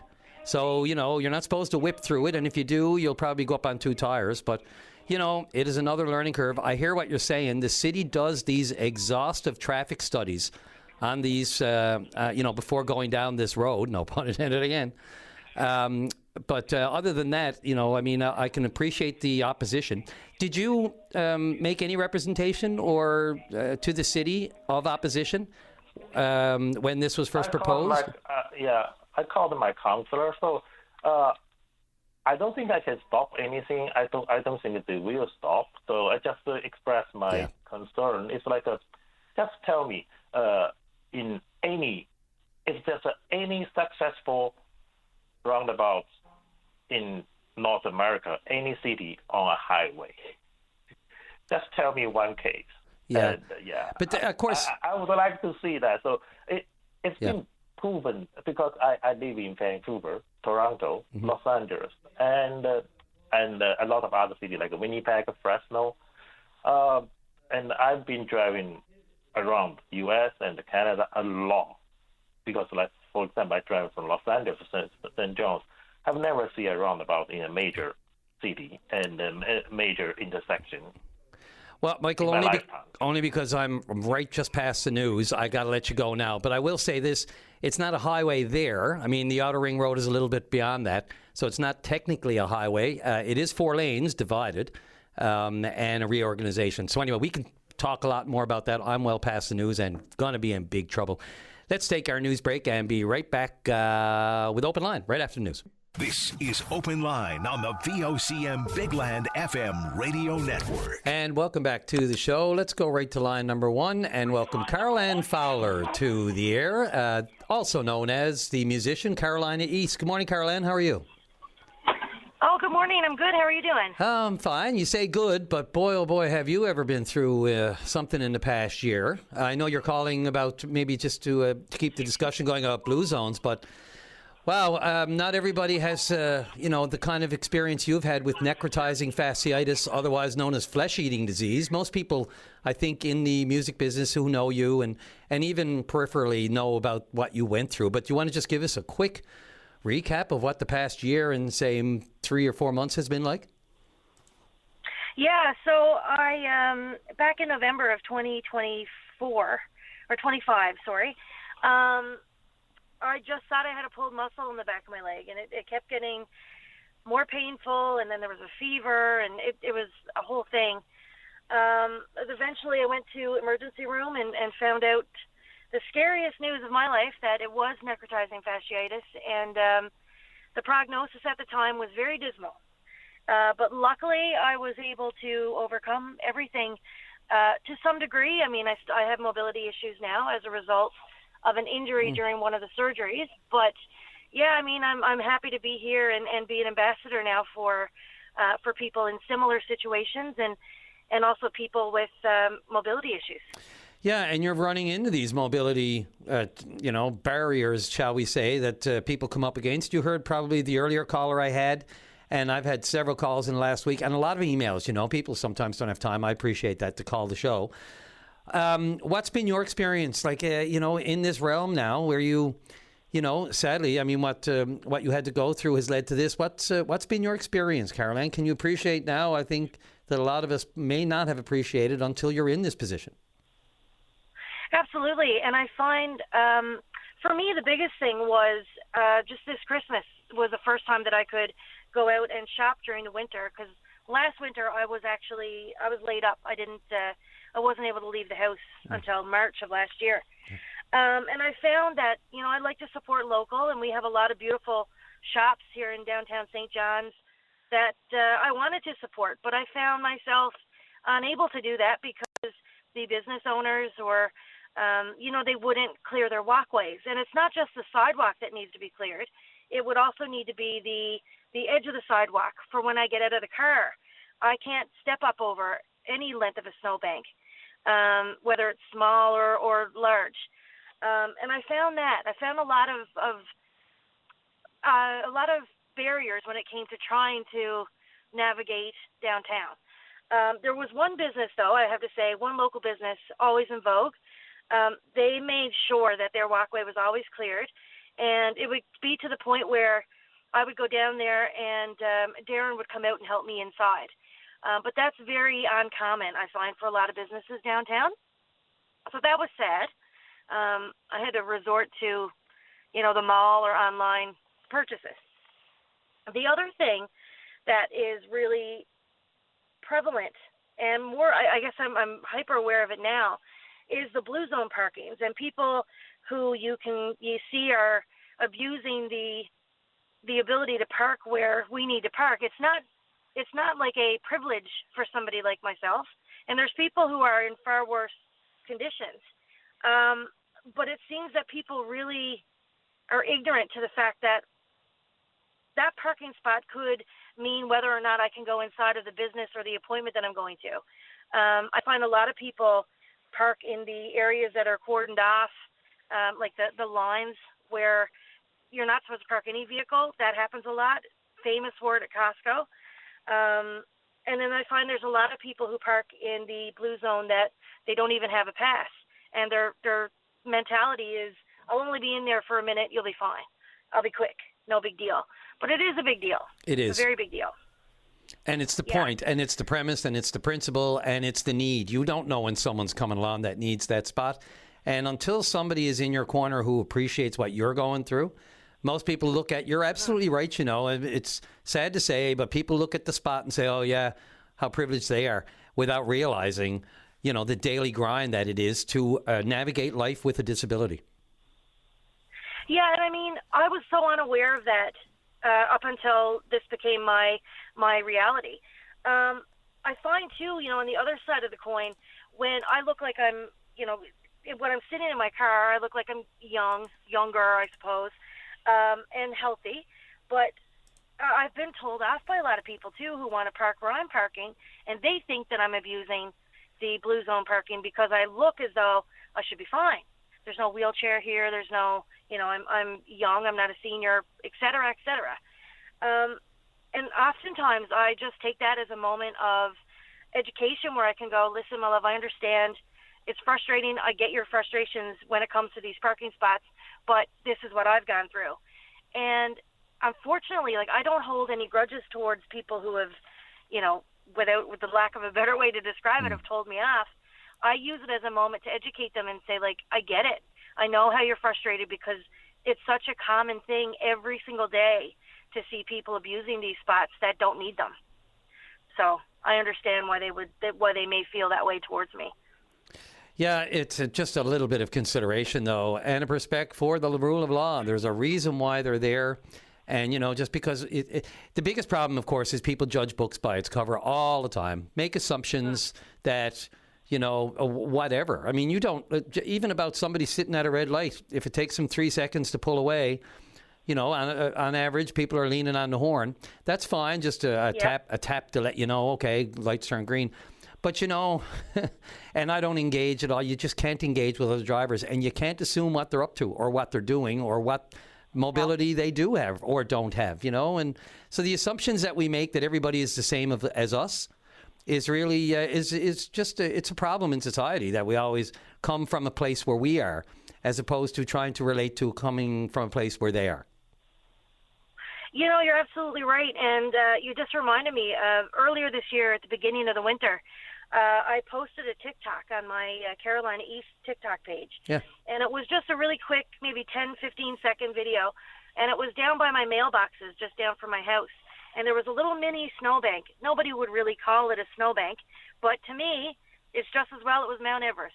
And that little bit of snow in front of the mailboxes on the edge of the sidewalk prevented me from being able to check my mail for days. And I posted about it on TikTok. And the comments that I got from the majority of the people, I'll say 75%, were positive and reassuring and giving me advice on how to get that taken care of.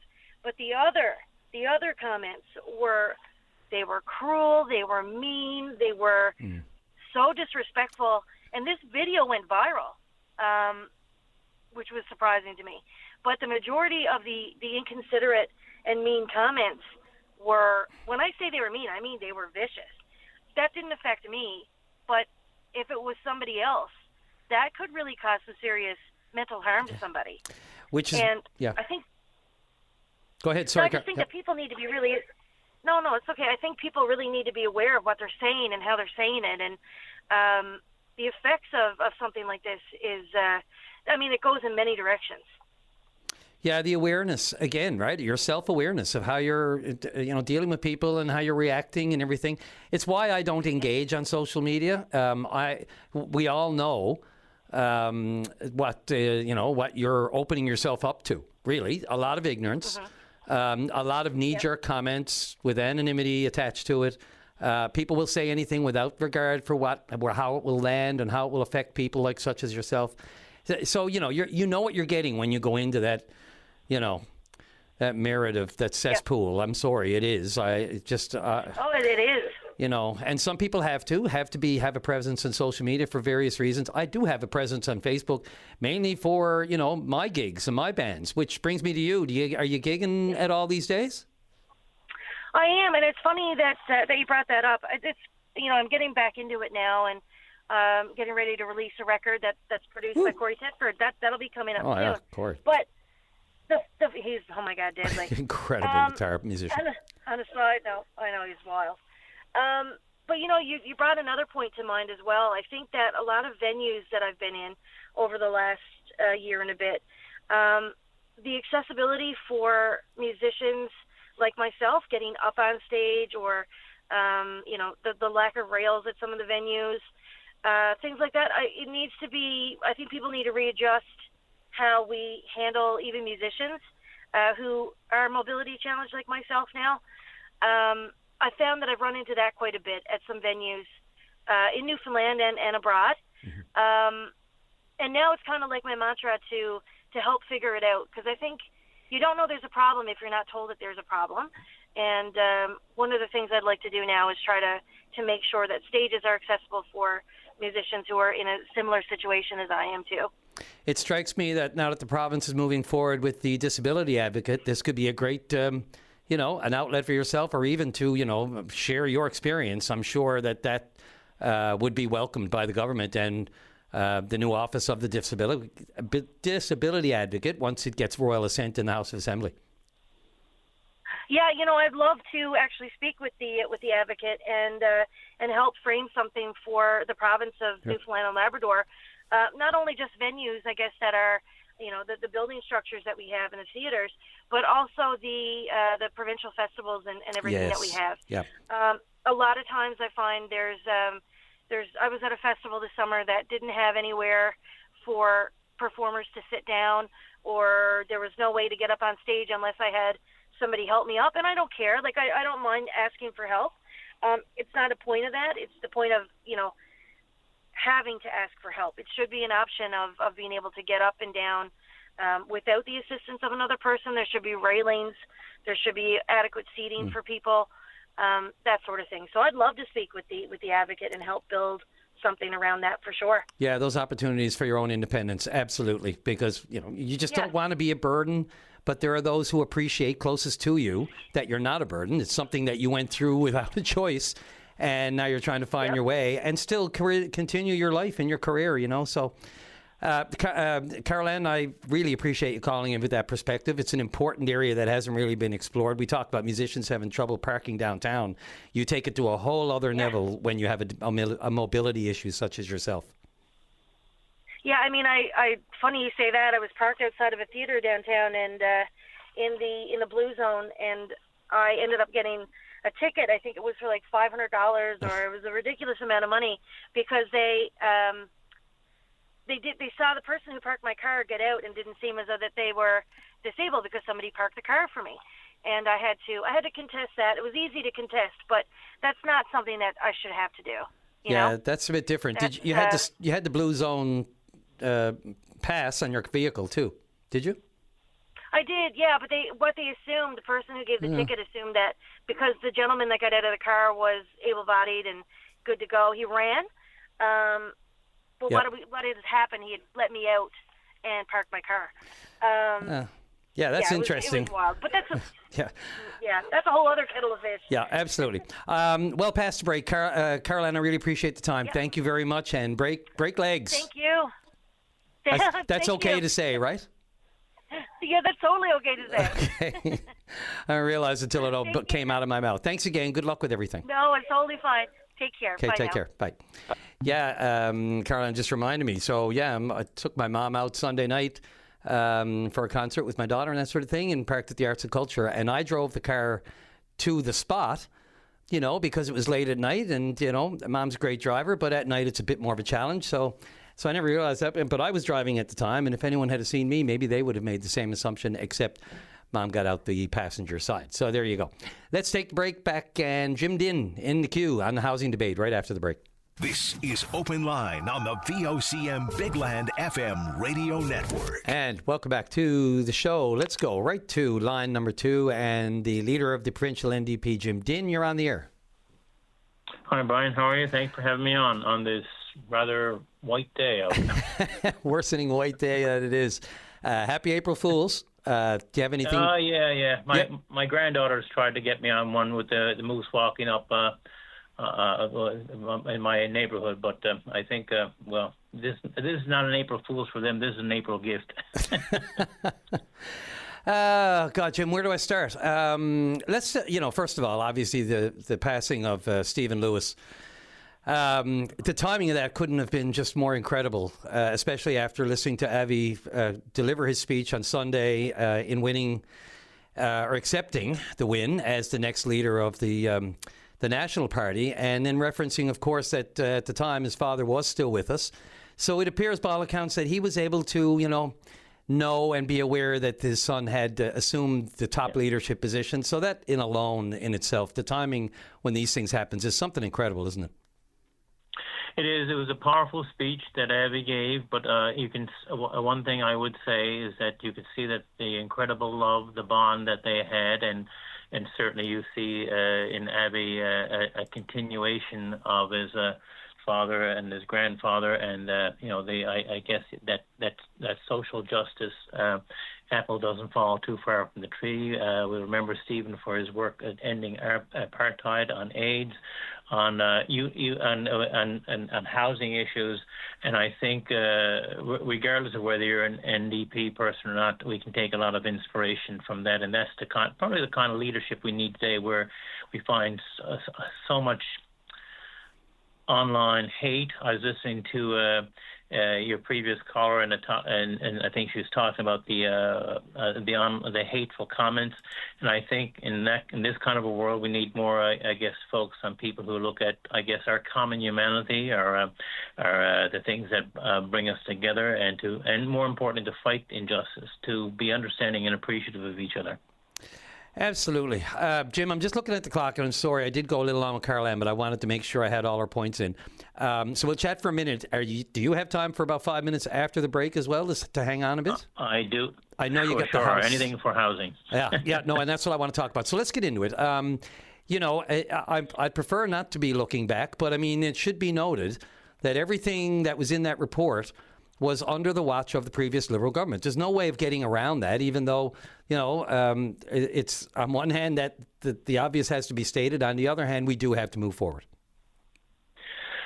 Okay. First of all, I will say this. I want to thank the Premier Wakeham and Minister Wall, Minister of Housing, for agreeing to this. I had written to the Premier, we need to debate this in the House. This is too shocking, and I have to thank them for making this work. They brought forward a resolution that we could support, and it was about moving forward and looking to the future. But it's great, and I heard the leader of the opposition say that, we're looking backward in the past. Well, you know what? I've had to listen in the past 5 years to the Liberals throwing up Muskrat Falls. Let's move on. Well, here in housing, we have to look at the mistakes, because there are some egregious mistakes. More importantly, the ones I guess the report vindicates everything I've been saying, but more importantly, it also explains why we've got such a major problem today that needs to be fixed. Following the debate, I had a snowplow operator. He clears parking lots of some of the major shopping areas, and he was telling me, this is the sad part. He said, 5 to 6 vehicles every night, every day, every night, with people sleeping in them. Cars, SUV, vans, pickups. They're in their 40s, their 60s, their 70s. There's one there with his pet dog with him. And that's where we are today.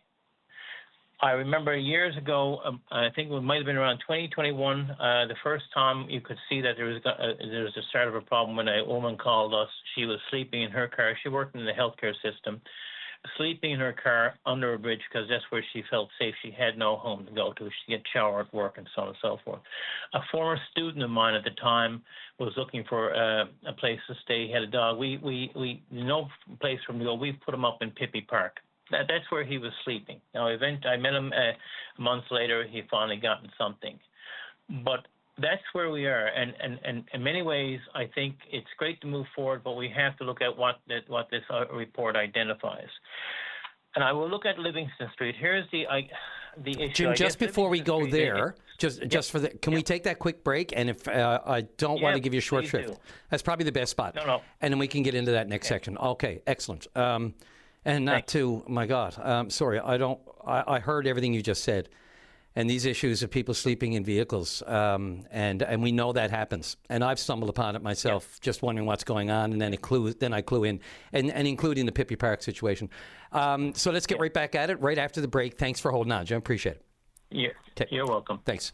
All right, take the break, Matt. Right back with Jim. This is Open Line on the VOCM Big Land FM radio network. And let's rejoin oh, my God, President of the Provincial... I've been elevated. NDP, President of the United States. I wish, Jim. Go ahead, Jim Dinn, leader of the Provincial New Democratic Party. On housing, where were we? Well, I was looking at the, report, but I was looking at Livingston Street as emblematic of a lot of the issues that are identified in the report. And by the way, that it's actually referenced there, even though they don't name it. I know the exact units they're talking about. But you'll have a report that said that basically demand was going up. At the same time, housing stock was actually being whittled away. We're down by 57 houses at a time also when there seemed to be no plan to build. There was done repairs and construction done on an ad hoc basis. Now, I've written the minister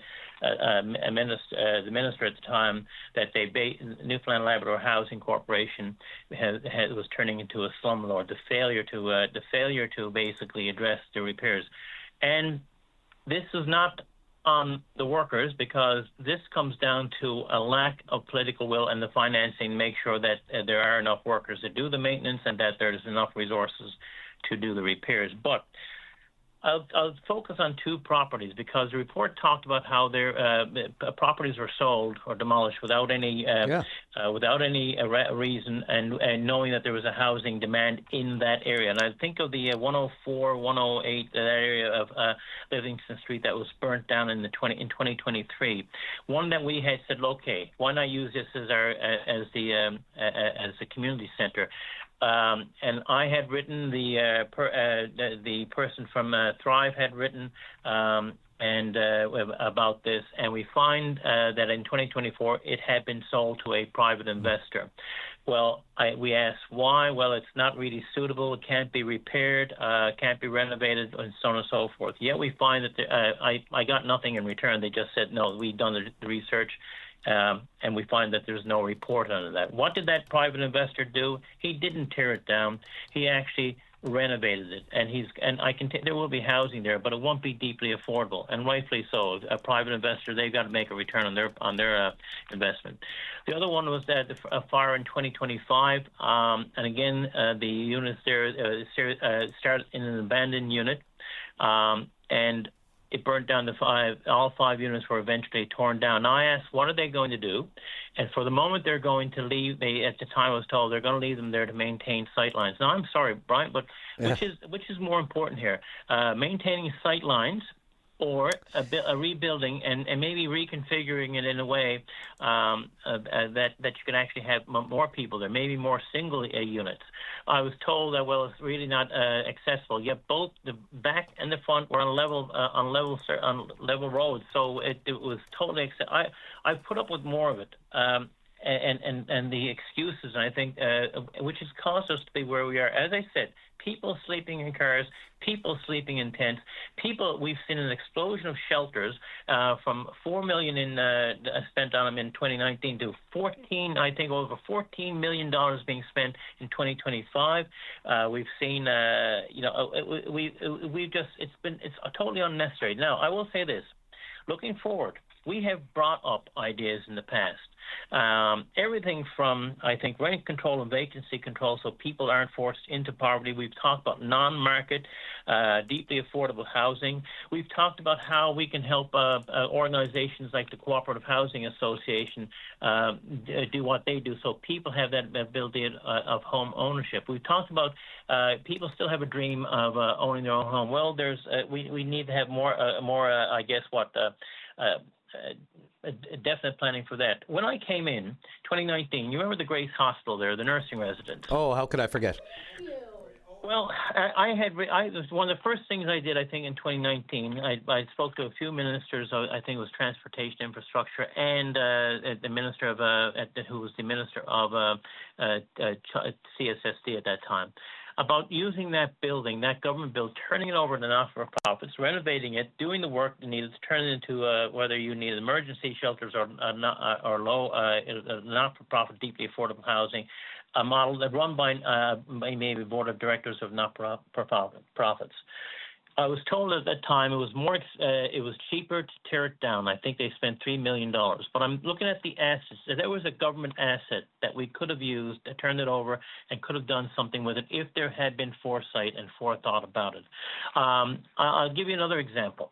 I don't know if you ever get a chance to go up to Hamilton, Ontario. There's BECC. It's a modular home company, and they turn out, I think at the time, 30 units a month they were turning out, but it's done in such and they can be shipped anywhere.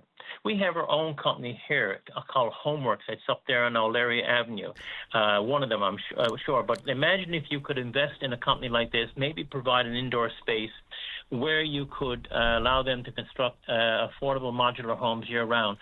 Maybe even using let's say right now the Grace General Hospital site as it may be a mixed-use housing site.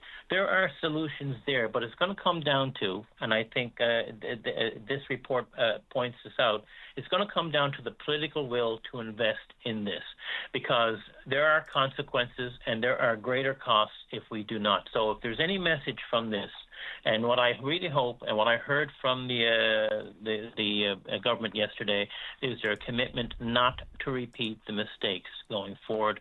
I heard clearly from Minister Wall that they are not going to be waiting around 18 months, and when it comes to housing permits, they're going to move ahead. Because I think this is an emergency. It's a human right, but it's an emergency, and I think we have to treat it like an emergency so that the next winter or the winter after, when this snowplow operator is clearing the parking lots, he's not stumbling upon people sleeping in their cars because they've got nowhere else to go. And many of them, by the way, work. They're not, they have a job. They just cannot afford a house or a place to live. It's sad. Right. Jim, you know what? I don't even put you on the spot, but just, I get emails like this all the time with this similar sentiment. I'm just going to get your comment on it. I have an email here. It just says, why are politicians afraid to admit the problem with housing is immigration? We cannot keep bringing people in with no housing, no jobs, no health care, and not fair to immigrants or residents to cut it off until housing improves. Your comment. That's blaming the victim. Okay, let's call a spade a spade. I've had that comment made many times. The fact is, anyone who calls this place home, the fact that we're without housing is not because of immigrants, is not because of the person who's on a minimum wage job, not because of the person on income support.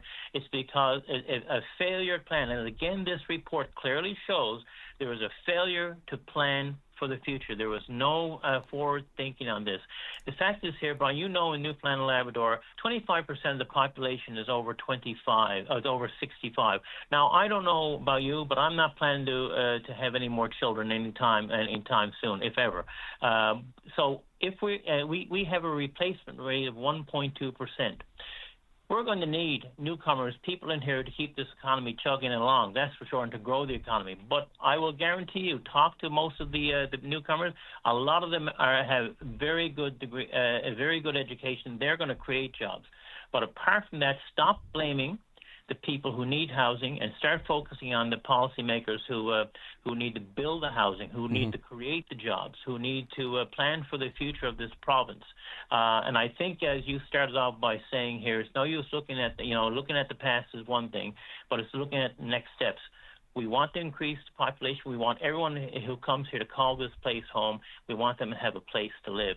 And stop with the short-term measures, stop with the reaction, and be proactive and address it. So that's my response to that. I guess I'm tired of that. Stop blaming people who are in need of housing and start coming up with the answers. We've put them out there, and we'll continue to work with the current government. I will say this: so far, I've had several good conversations with Minister Wall, and I really believe that there's going to be a concerted effort to have that cross-party dialogue and to move forward solutions. So I'm looking forward to the next phase.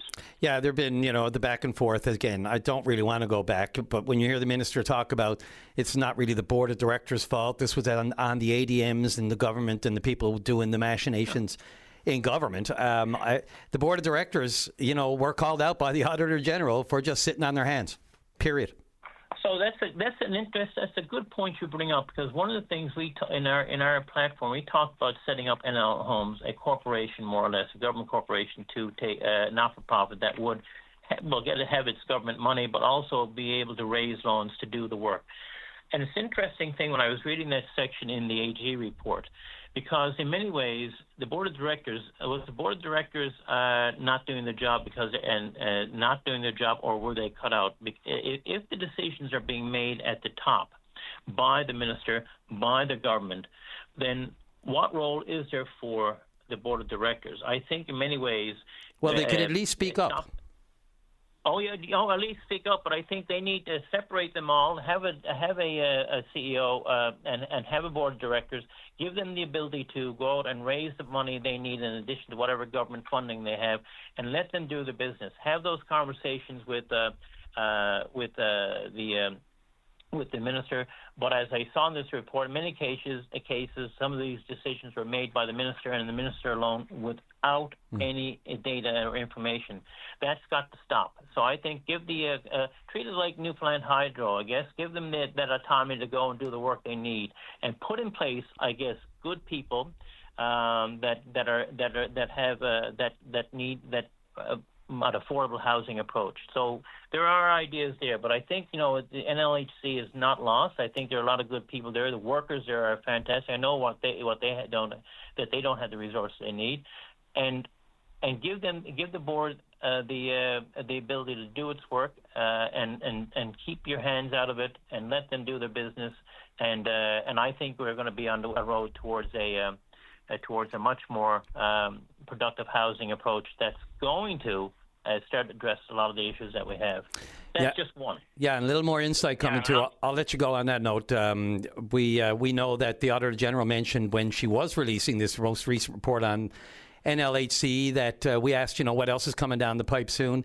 And I think in the next couple of months, she's going to have her audit report on the former Comfort Hotel, the Airport Inn, and the conversion of that into transactional housing, the money spent, the use of it, whether or not that's going to be a fascinating one for me. Brian, we should have, I don't mind spending the money to house people is great.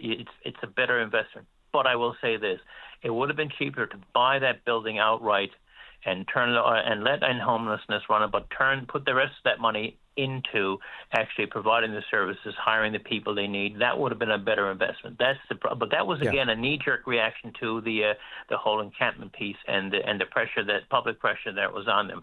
It wasn't proactive. It was very reactive, and they should have bought it outright. I think there would have been a better investment money. But as is, we spent a lot more money to lease it, and in this case to a Liberal supporter. Anyway, that's the topic for the next AG report. When she comes out. Jim Dinn, I said president again, leader of the provincial NDP and the MHA, of course, for St. John Centre. When the brothers are in the house like this, it throws me for a loop all the time. I always trying to be careful. Jim, thanks again for the time. Always appreciate it. Take care. Bye-bye. Thank you. Bye. All right, last break of the morning. Back with George on the Labrador Link right after the break. This is Open Line on the VOCM Big Land FM radio network. And just enough time for our final caller of the morning. George, on line 3, you're on the air. Yes. Hi, Ryan. Just looking for an update now on the Labrador Link. You mean the testing or the... Yes, the testing, that was there last week. Yeah, the last, let me see, what did I see last? The last I saw was that both were carried out, and I guess the fact that we didn't go dark at any point and there was no seemingly interruption, now anything that I've heard was last week, and I think, if we'd heard, certainly, I remember the last time they tried to make some of these testing, or the last time we had a trip, you hear it when people have an inconvenience like that. These apparently went successfully. I know at one point they said they got to the 900 megawatts that they needed to.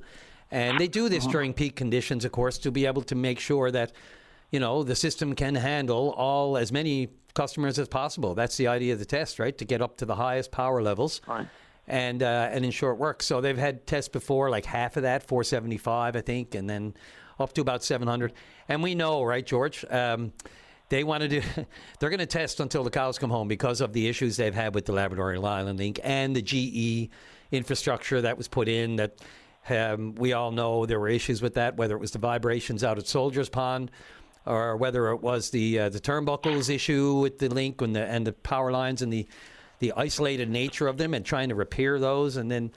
Over and over. There have been issues. This is all just off the top of my head, what I can remember covering, but. Given all those problems, and of course, the intent on making sure that that's a reliable transfer of power, not just for us, of course, but Nova Scotia and into the United States, by all accounts, they were successful. Your opinion? Good. No, that's all good. I just want to know how that would reflect if everything is good, like with Muskrat Falls and with Holyrood. Well, and the displacement of oil that way, right? Yeah, well, by all accounts, of course, these testing, this is all to ensure that is the reliable power that we need and that there aren't issues, which there have been over and over, delaying the final completion of that power source. But, those, just the fact that they had to be tested to be able to eventually weed out or wean ourselves off the reliance on Holyrood, which, of course, we know is one of the dirtiest polluters around, not to be, right. Just to throw it broadly, but we know it's bad. Yeah, what percentage is it operating now? Do you know that? As of today, I don't have a real time for you. I don't know to what extent. I do know that this only bodes well. So their plans and their schedule for ramping up or ramping down Holyrood and, that's always going to be an important backup until they are completely secure and in the knowledge that the LIL is as reliable as it was, advertised back in the day and when the whole plan for Muskrat was laid out. It's taken us up until now, of course, but I don't have anything right in front of me as far as real time goes, so I can't tell you. But I put in a call a couple of weeks ago, I think, to Hydro for something. Somebody else had asked me at the time what the percentage was and what the reliability. It may have been you as well.